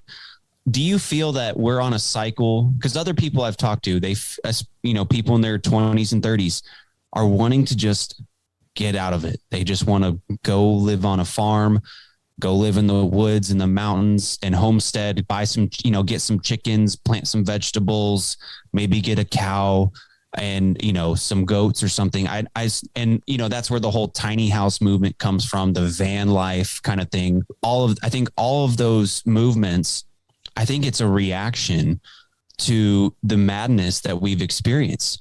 Because you don't see a bunch of 60-year-olds right now going out and buying farms and, trying to homestead. It's young people who are like, we have not learned how to take care of ourselves. We are tired of this madness going on. Let's just unplug and escape. Do you see that as a reaction to the things that have happened? And have you experienced that? Like, is that something you would like to do in some form? Well, it's tough. Like, when you grow up where I grew up, like, it's sort of like, it's interesting because I don't know what it's like in Texas. I've never been there, but Connecticut. You got to come to Texas. You got to come to Texas sometime. I think I will, that you're not the only person that have sent an invite. Alex and I definitely need to get down and do something. So when I make my way to Texas, I have you, Alex Stein, and Brandon Thomas to meet up with, and I'm sure there's other people that I'm leaving out. Where's Brandon at? He's in he's in some small little town, incorporated town in the middle. Yeah, I just don't remember which area it's, because Texas is huge. I know it's near some really beautiful water. I remember he was telling me it's like a really big river, lake nearby. But yeah, Brandon's got the setup. If you want to talk about homesteading, that's the guy to talk about. Exactly. Yeah. With I'm inspired. There's Tony Merkel. You mentioned him. He was on my show a couple weeks ago. I haven't aired the episode yet, but he was on Tinfoil Hat this past Monday, and he, mentioned to me, at least, probably talked about it off air with them, that he's going down to Tennessee. I think he did mention that. Mm-hmm.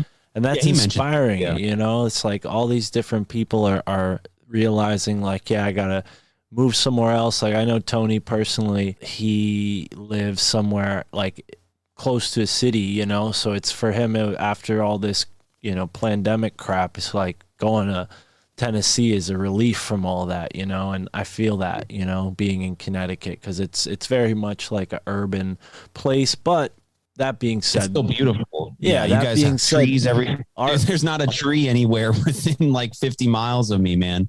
Like, wow. Land out here is cheap. Like, I'm not saying there's no trees, but it's not like what you guys have. Yeah. And land out here is cheap, but I'm like, if I'm going to buy 5 or 10 acres, I at least want one tree. But here's what someone told me the other day. I mentioned that to them and they said, "You're young, man. Plant the trees." You know what I mean?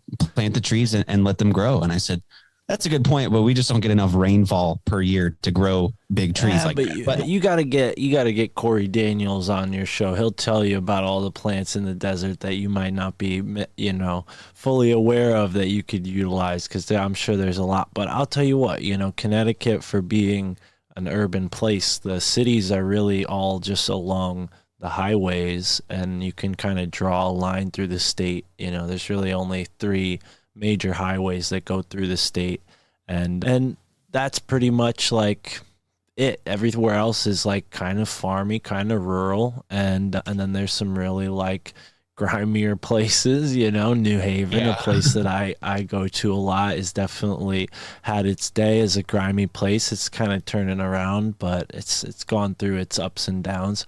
But I think there's something to connecting with the land. It's just tough, like when you live in a place like this, to leave for some reason. I don't know. But my girlfriend and I are definitely talking about it, and I certainly don't plan on living here my whole life. I just don't see that happening. It is hard, dude. It's hard because I feel the same way about Texas, because every state has their own sense of pride in some sense. But I was born and raised in Dallas, Texas, just like Alex Stein.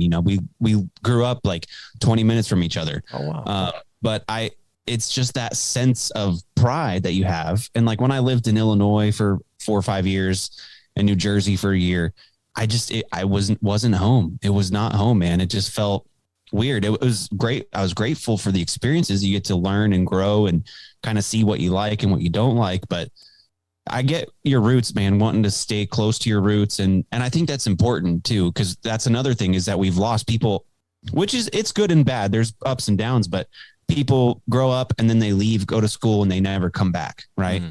Which, or they get, let's say like they get famous and they come from a poor community, they get famous and they never come back. It's like, well, that's why that community didn't ever get any better, because you left it, And I'm not saying it's on one person's responsibility, but, I think roots are important, and I don't know, man.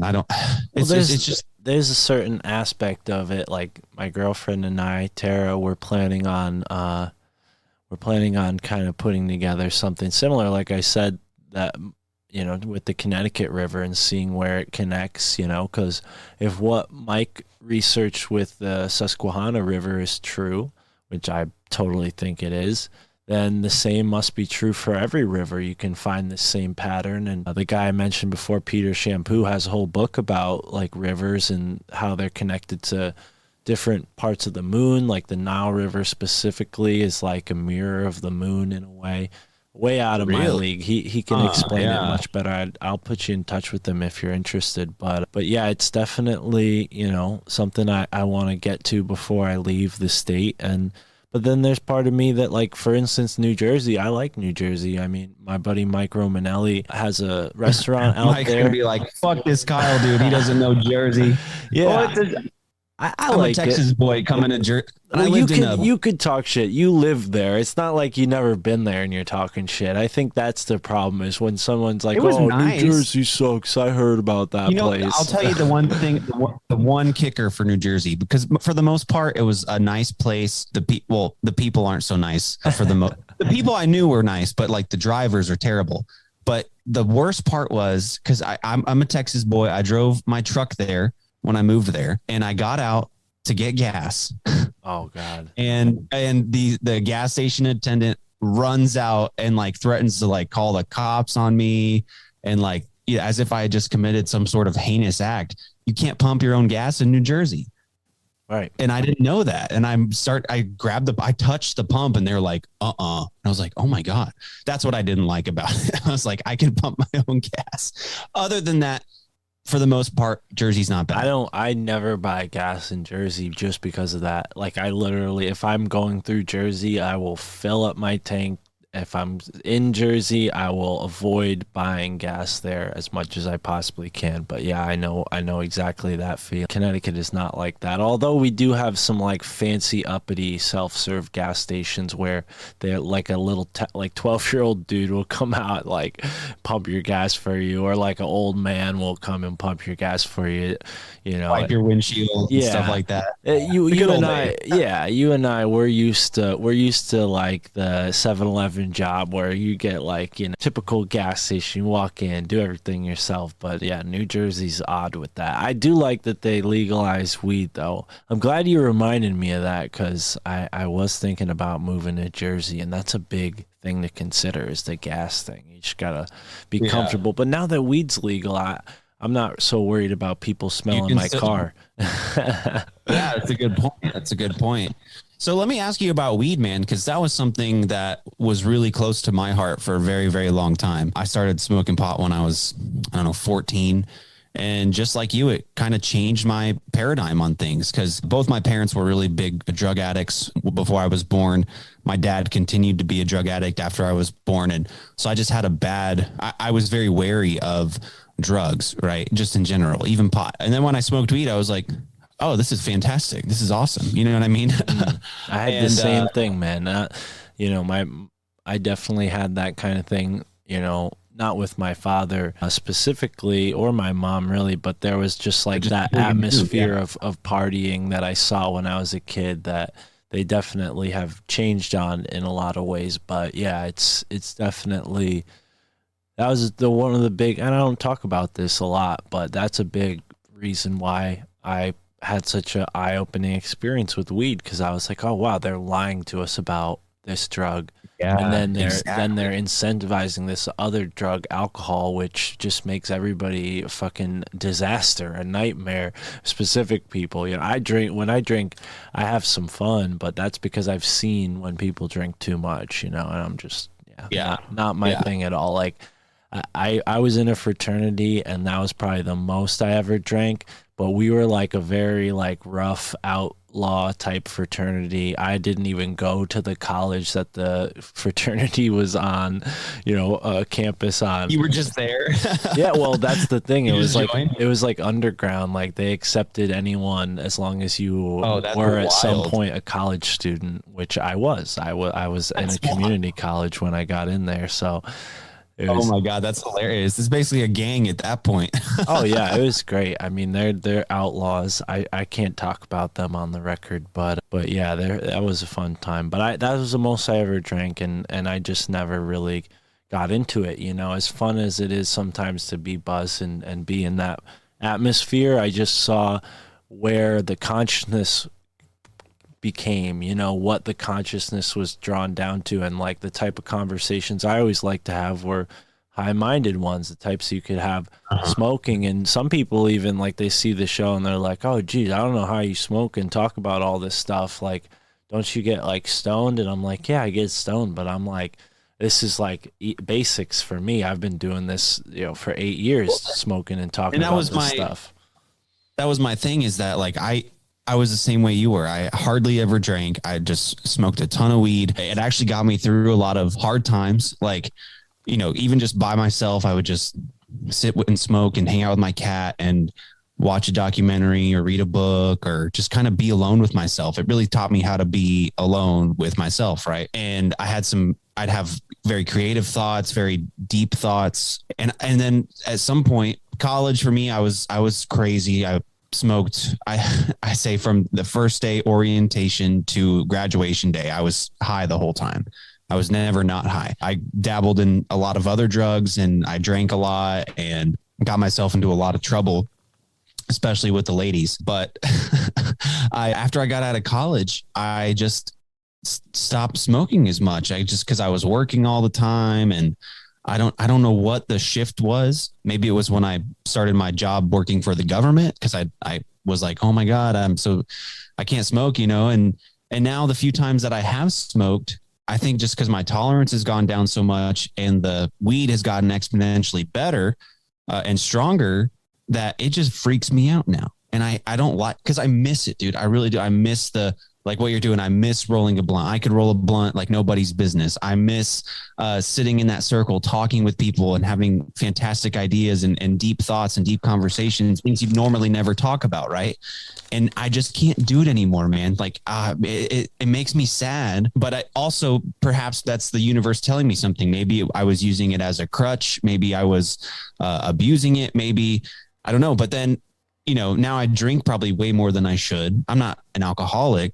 Well, an alcoholic will say that, but I'm not getting hammered every night. You know what I mean? But I'll come home after work. I also do hard labor. So I'll come home after work, have a few beers, eat dinner, and go to bed. Right. So, or do a podcast. So, but I'm just saying, like, I miss that, like you said, the consciousness of it. Like, because I drink because I just want to chill out and not think about anything. Right. And that sucks. But now if I try to smoke, even if it's like I have a little vape pen or like an edible or something, like I just get too anxious. You know what I mean? But the thing is, since I stopped smoking, my anxiety throughout the day has skyrocketed. So I'm like, maybe I'll smoke to alleviate that, but then I just get too high and freak out. So I don't know what the balance is, man. I mean, CBD is great. I like CBD. That helps. I'll tell you what, man. I mean, I would have anxiety and paranoia too if I was in the Lone Star State smoking weed, man. Shit, dude. Some of those cowboys you guys have as police officers are pretty badass, and I would not want to be on the wrong end of any of those guys. So yeah, that was always a thing when I was younger, before weed was kind of decriminalized. See, that's never the worry for me. I can deal with cops. You know what I mean? It's the physical, like I get in my head, I get really into my physical self nowadays. Like the last time I got really high, I was with a good friend of mine who listens to your show, listens to all the show. That's how we met, was through Tinfoil Hat. Shout out Davey, my boy. What's up, Davey? And we smoked because and I wanted to it was just us hanging out, and I was like, sure, let's smoke. And I thought I was going to die, which I know everybody says, oh, they're going to die. But I was like, this is not what I wanted to get into. And I feel like I've gotten what I needed to get out of weed.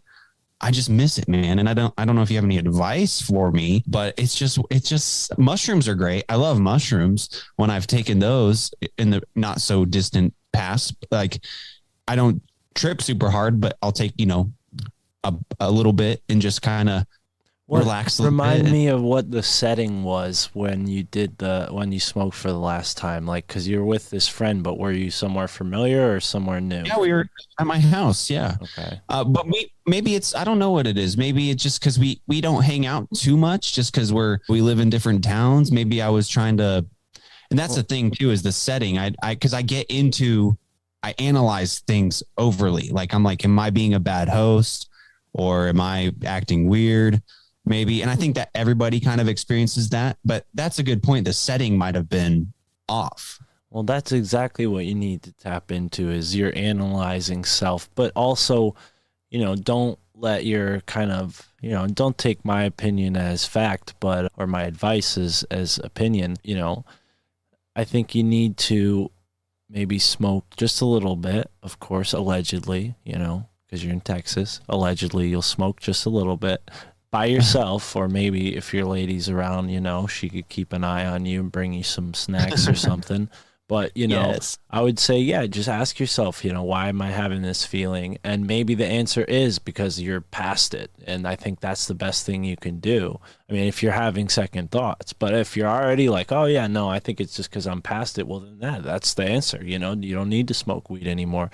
Maybe you go into a mushroom experience with that same intention and ask yourself why you're afraid you're going to die. Because I think that's something that people express, like when they first smoke weed. I remember, many times when I was just getting into smoking weed, asking people like, well, why do you think you get paranoid, And I think a lot of people were just uncomfortable with themselves, or uncomfortable with the fact that they were a physical being. And I think a lot of frightening psychedelic experiences that I've had by myself have led me to have a pretty strong confidence and bravery in the face of the fact that everything is fleeting, in a sense. Like my physical life is only limited, and my spiritual life is forever, I think, and that's something that everybody has to determine for themselves. But we can talk, and I'm sure I've talked about this on plenty of other podcasts, about reincarnation and all the spiritual information from all the various different cultures around the world. That gives me a lot of confidence, and that we're here for a purpose, going back to what I was saying before about raising the awareness while also, learning and getting as much knowledge and wisdom as I can for myself, only to in turn, share what I've learned if it benefits others. And how else could I ever benefit others if I don't test it on myself first? So what you just said, I kind of just like internally, like, you know what I mean? Like that's what, it's kind of what I needed to hear. And maybe that's what I needed to hear, was just, maybe I need to hear more. I don't know, but that uncomfortableness with yourself, it kind of goes back to what I was saying at the beginning. Like, you have to be okay with yourself. You have to be able to accept failure. And I don't know what it is, but it was in the past few years, I kind of never cared about dying when I was in college or partying and stuff like that. I was like, fuck it. But I don't know what the shift was, where, because it happens even when I don't get high, even when I'm not smoking weed. Sometimes I'll just be like, oh my God, like I'll have like an anxiety attack or something. And I've tried medication. That is awful. That's the worst. Here's the thing now, you're already trying medication every time you drink alcohol, right? So maybe less is more, maybe that's what's happening. I would always go with the first four things. It's like, what are you breathing in? What are you seeing? Your sunlight intake, what you eat every day, and what you drink every day. If 80% of what you drink every day isn't water, then maybe you should start with that. And I'm guilty of that too. I drink a lot of like tea and stuff. People probably see me on the podcast drinking like coffee and Honest iced tea, all the time. So I have my own like little sugar kick that I'll probably get over at some point in my life, and I'm blessed to have a very health conscious girlfriend who helps me out with that kind of stuff. But as far as alcohol goes, like, other than doing like a fun podcast like the ones we've done, I never really have a motivation to drink on a podcast. Like every now and then, if I know it's going to be kind of like bullshitting around, like at the grocery store, I'll buy myself like a beer for that podcast, but other than that, like, I really have lost kind of touch with that. And I think it's because I'm in a relationship that I'm happy with, and most of the drinking that I did in the past was like to try to be more social and meet more people. And at this point in my life, like, I met someone who I'm really happy to be with, and I'm also constantly talking to new people, like like cycling through and making connections with people like yourself who come back on the show. And so now I'm never starved for that kind of social, aspect. And I think for me, because I'll say up front, I'm in the best relationship I've been in and that I've ever been in. I'm in the best place, like, as far as like being an adult, right? Like, you know what I mean? I'm taking care of everything, doing good. I think it's that uncomfortableness with myself. I think that's something I really got to look into. And it's been several years since I've actually taken like a hard mushroom trip. Maybe I'm due for another one, man. Maybe that's something that, because the first time I did, like, actually, took shrooms. What I would say would maybe even be more powerful, and take my word for what it is. But I think if your lady's going to drive you, you take like maybe less than what you would take to like trip, just a little bit less than what you've taken that's gotten you to that point where you're like out of your normal consciousness, and go to that place we talked about before, that gorge. Yeah, go for a hike, spend the day hiking, just take enough to where you feel it, but you're not like unable to walk, bring water and stuff. Obviously, you don't want to dehydrate yourself. Yeah. I wouldn't go too far out if you're going to be tripping, but definitely, connect to the energy of the land, and let the answer kind of come to you from that, especially if you have that kind of connection through your blood too. I mean, that can only add to it, Yeah. So, well, and that's interesting because that's what, at least what we hear in the movies and TV shows and books and things, is that's what the natives would do when they encountered a problem, whether it was a physical problem or a spiritual problem or something like that, or a problem in their family. They would do a sweat, or they would have some peyote and sit by the fire, or go out into the wilderness by themselves and see what the spirits had to offer them. You know what I mean? And that's the thing. I think we've lost touch with that. And I think that's a great idea, man. I think we should, I think I'm going to do that, man. I'm like, oh, the canyon. I don't want to go to the canyon. It's hot. Rah, rah, rah, rah, rah, rah. You know what I mean? But it is a beautiful place. And I think I need to take advantage of it, man. Because I think when people talk about the canyon, you know, to me, they're hikers and bikers and stuff. They're like, yeah, you know, I got my backpack and my fancy shoes and my fancy bike and stuff. And it's like, they're doing it for like exercise. Yeah, and but like, none of those people are even connecting with. That's the problem with, and that's why I said before, like what I said about like it's not common for people to take this approach, save for like certain places that are already regarded with that. Like you'll see, I'm sure Mount Shasta and obviously places in Arizona and New Mexico, people go to those places for that type of thing. But yeah, I think people take it for granted. It's not just Mount Shasta. It's not just the special like vortexes in Sedona. Every place has a sacred aspect to it. And when you go walking around with rubber shoes on, which I myself am definitely guilty of, it's more comfortable than walking barefoot. But I plan on doing that more often this summer, and I did last summer, you know, especially like going on the river and stuff. We have a lot of rivers in Connecticut. But yeah, you know, connecting, you know, especially people on bikes. I mean, I get upset sometimes, maybe more easily than I should, but I like going places where it's more remote and you're not going to run into people biking, because when a biker comes by on the hiking trail, I always give them a dirty look, and I'm just like, yeah, what's the going to be a etiquette? fight one day. Yeah, it's just going to turn into a fight one day, and I don't want to have that happen. But I think that's important, is like, you know, connecting and getting to the peaceful, because a lot of people, you know, they take it for granted. You know, these bikers, they treat these forests like they're freaking stadiums for their little X games in their minds. And I just, no offense to anybody who enjoys BMX and stuff, but keep that shit to the courses. Don't be doing that out in the, you know, special areas and whatnot. You know? Good point.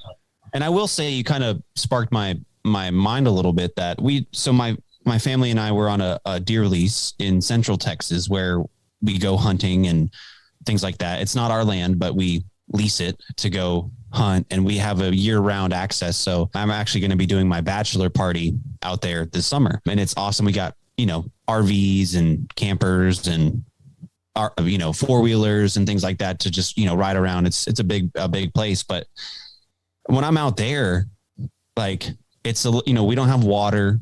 You know, we have electricity, but like we don't have water hookups. You know, we have to bring our water to drink, and, you know, there's animals everywhere. And when I'm out there, man, I feel like there's like no worries. You know what I mean? Even though you're more likely to hurt yourself or something to go wrong. But when I'm out there, man, I'm not connected to the internet. I'm just doing my own thing, you know. And like when I went hunting this year, like I actually hunted for the first time, and I shot 2 deer. And it was the most spiritual experience I've had in a very, very long time.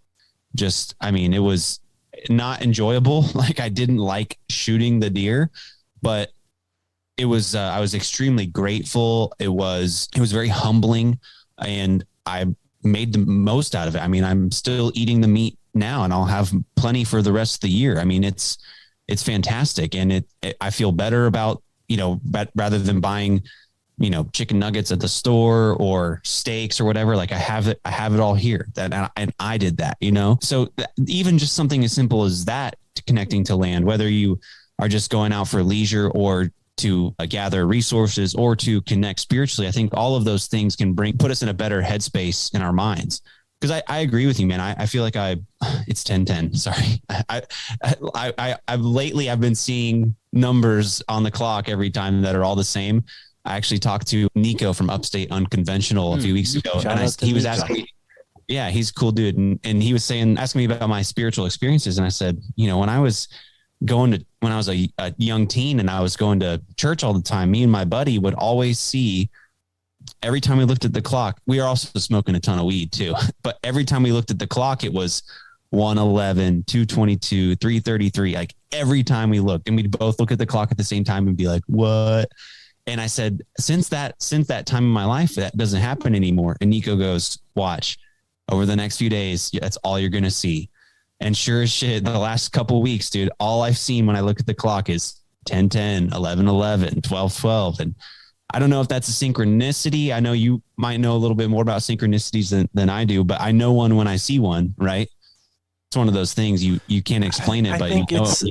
I think, as much as I'd like to sit here and be like, oh, thanks, man, I'm the expert, I'm not, I think it's just something that you experience, It's like, sure, there are people who, I can't, I was going to compare it to something, but it's not even something you can really compare to like that. I mean, synchronicity is just something that is inherently non-physical, it's you know it when you see it, right? Yeah, it's like slips through your hand when you try to like really define it other than outside of the context of like your own personal story and narrative.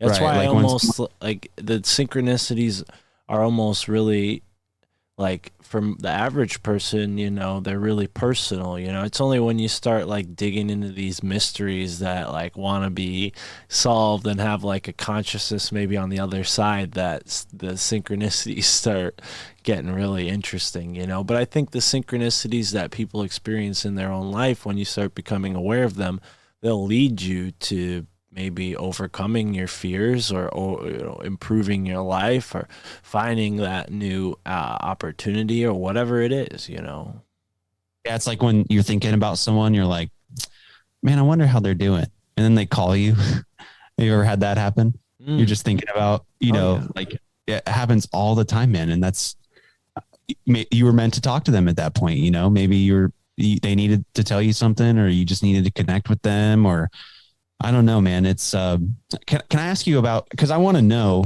they call you Mystic Mark. I took a mysticism class in college, and I was so stoned, and it was just I was just trying to get the elective requirement or whatever. So I didn't really pay attention or read the books, but I have the books still, and I started reading it actually reading it recently, and I'd like to send it to you or send you a copy or something. It's an academic study on mysticism. So from a actual academic and scientific standpoint, and I think you'd like it quite a bit. I don't have the book right here with me. I think it's very fascinating because it looks at famous mystics throughout history and from all different religions, and different backgrounds and things. And it's fascinating how it analyzes how each of them approaches it differently.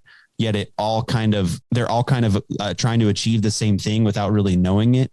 And mysticism is so fascinating. And just the first section of the book that I'm in, because I'm a slow reader, is just trying to define what mysticism is. And you kind of come out of it with like, you can't really define it. The more you try to define it, the more confusing it gets. It's just something you kind of have to inherently understand. And it's really more about the journey rather than as the destination is important, it's really about how you get there. That is that mystic experience. And so I just was kind of curious, like, what are your thoughts on, because that's from an academic standpoint, and I think you like the book, but what are some of your thoughts on what it means to be a mystic or to live that mystic lifestyle? And how do you go about what, in your words, I guess, if you could define it? I know it's not easy to define, but it's fascinating to hear how everybody has a different kind of take on it. Right. Well, outside of myself, like using the name Mystic Mark as a, catchy business name. I know it's kind of fun. It's more of like a nomer, it's not necessarily, it's a fun thing, but I know you're into that. I know you take the mystic approach. You know what I mean? I know Mystic Mark's kind of just like your nickname on the streets, but I do believe that you were, that's your street name. But I do believe you are someone who does kind of approach that path, This is why I was called Mystic Mark right here. Dude, those are great. All these. You make all those yourself? Yeah. Phenomenal, dude. I make those, and I mean, yeah, in all, like, the origin comes from that, selling the crystals and having like a business name for that. But yeah, I am definitely someone who is interested in the mystic experience, and whether or not I've like directly had any mystical experiences, I don't know, not anything to write a book about.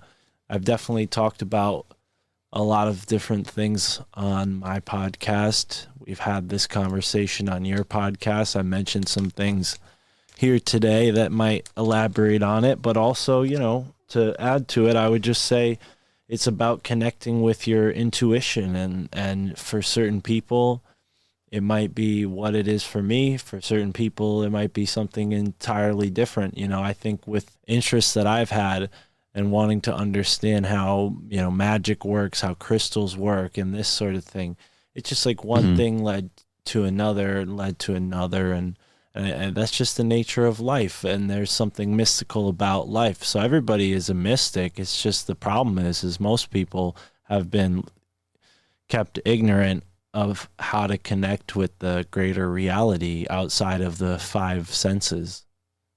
Right.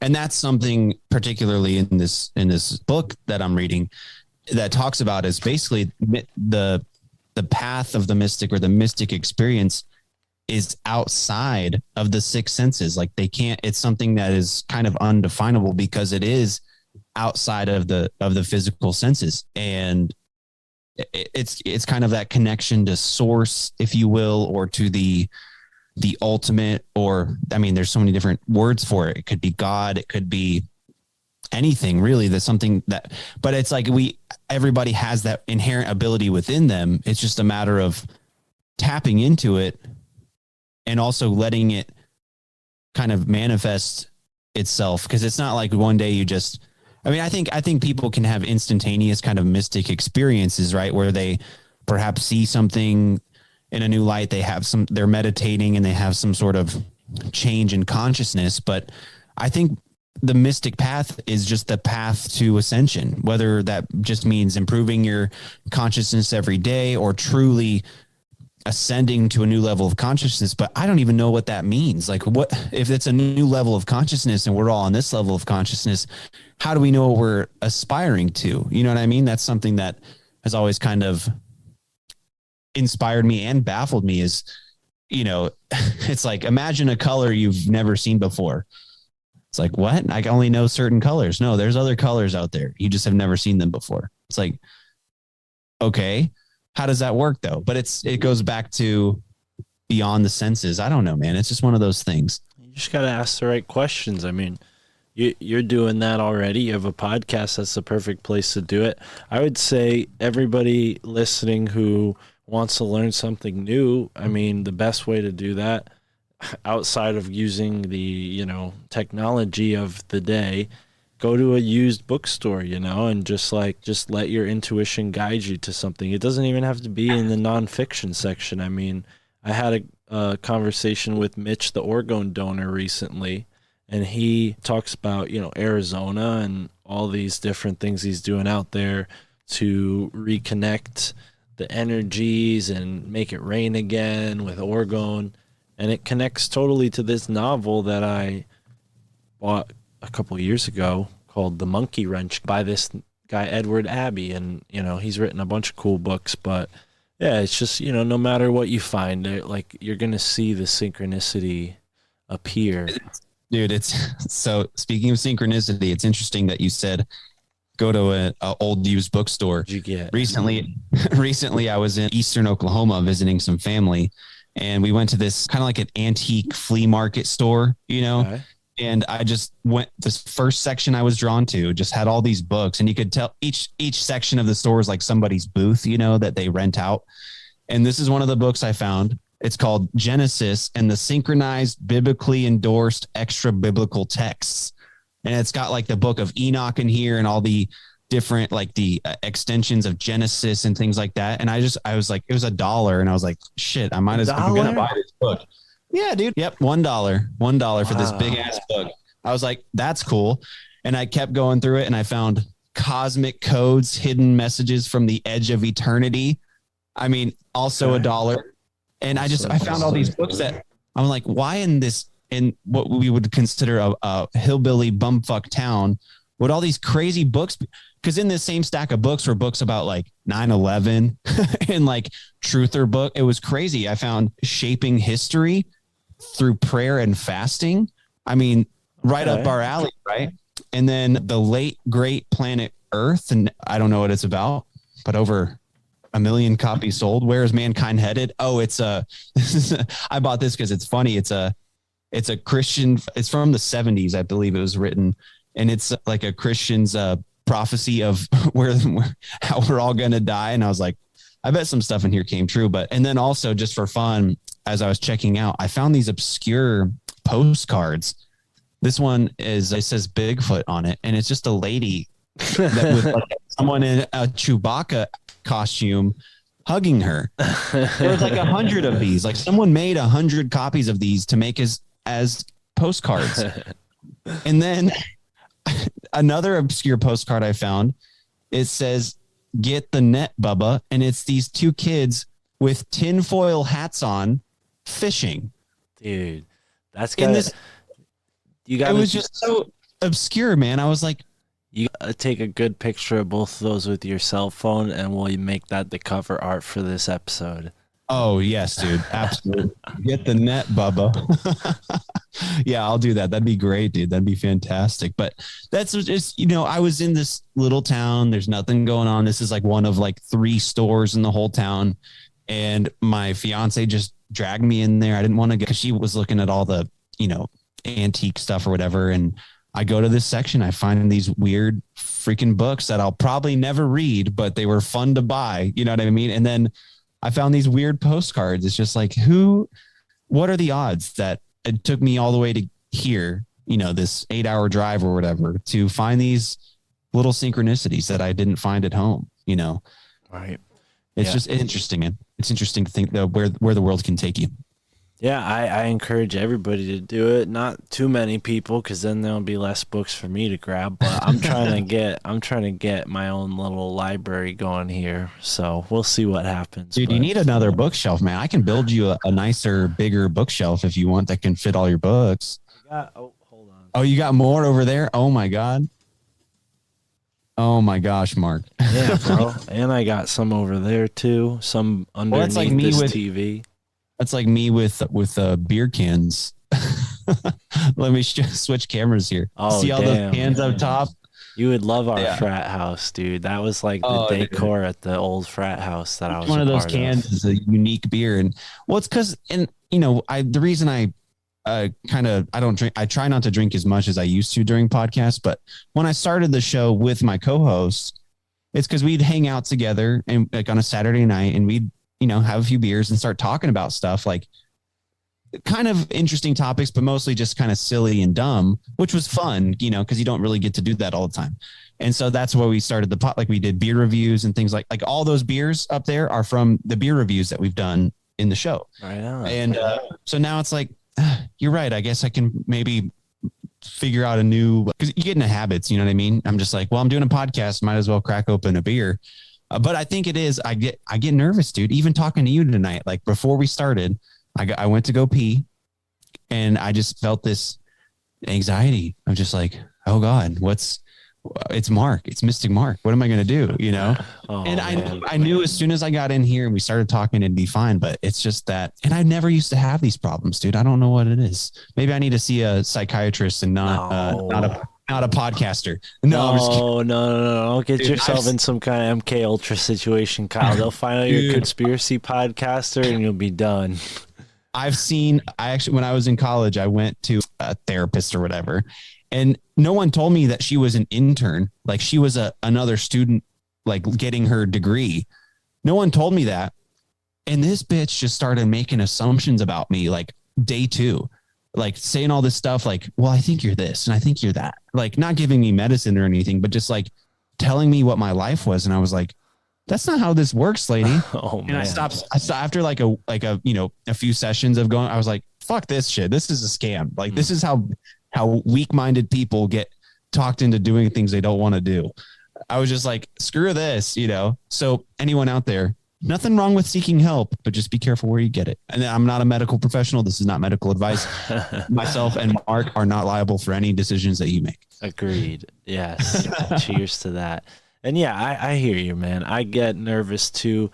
And it doesn't matter who I'm talking to, because I know that there's going to be people listening and I want there to be a certain standard. And I know you have that same standard for your podcast as well. And I try. Yeah. I try. Well, no, for sure you do. And I think that it shows. And that's why it's always a pleasure talking to you, man, because you clearly have, a perspective. you have something to say. And I think if you just keep tapping into why you wanted to do this show in the first place, and like what you're looking to understand about the world, you're just going to keep growing the show and growing the audience. And pretty soon you're going to be like, yeah, maybe I don't even need a beer. Maybe you'll be like, you get a sponsor or something, you'd be drinking freaking coffee sponsors, you know.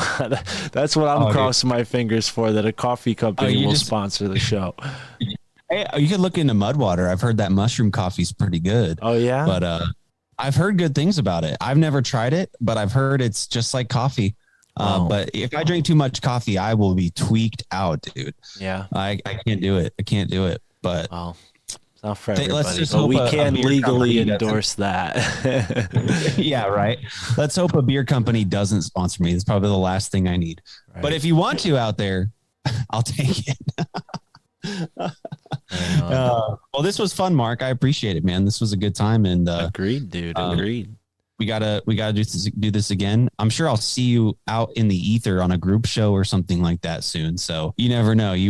It's interesting who you run into when you're like, someone's like, "Hey, I'm doing a group show," and you're like, "All right, I'm in," and then you're like, "Oh, look who's here!" Right? It's like, yeah, it's fun, man. But this was great. Anytime you want to have me, I'm more than happy to join you. And then also anybody that you come across that's not already a part of Alt Media United, don't be shy. Send them over to me, because we want to get as many people involved as possible and really spread the word and inspire people, because no matter who you are, you can start your own podcast, quit your job, and have your own business. Whether you get really good at podcasting or some other type of content creation, whatever it is, there's an avenue for you to be, a self-starter. And I think that's what we've highlighted with Alt Media United, is a lot of really awesome podcasts with people who, for the most part, don't have the benefit of a network, like outside of some really cool networks that guys like Chris Matthews and Joe Roop have built, like Forbidden Knowledge News Network.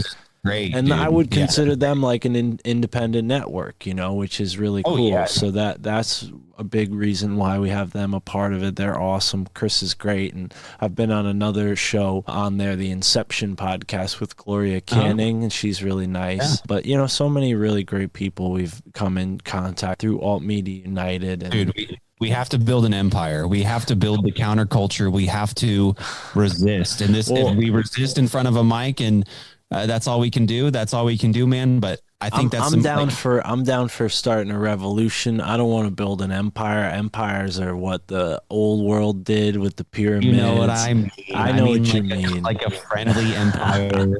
We're only going to destroy a few planets. We're a cooperative. I like that you brought that up, because in the sense of the word, like, we're a cooperative. Everybody cooperates with one another for the good of one another, and it really isn't anything that holds any obligations, like there are people. It's voluntary. That's the important thing. People are in the cooperative, even, like, not everybody chips in, not everybody is a part of it in the sense that other people are, but that doesn't make them any less a part of it either, because that's what it's all about, is, the audience finding the show through our cooperative. And that's what's most important, is that people get something out of it.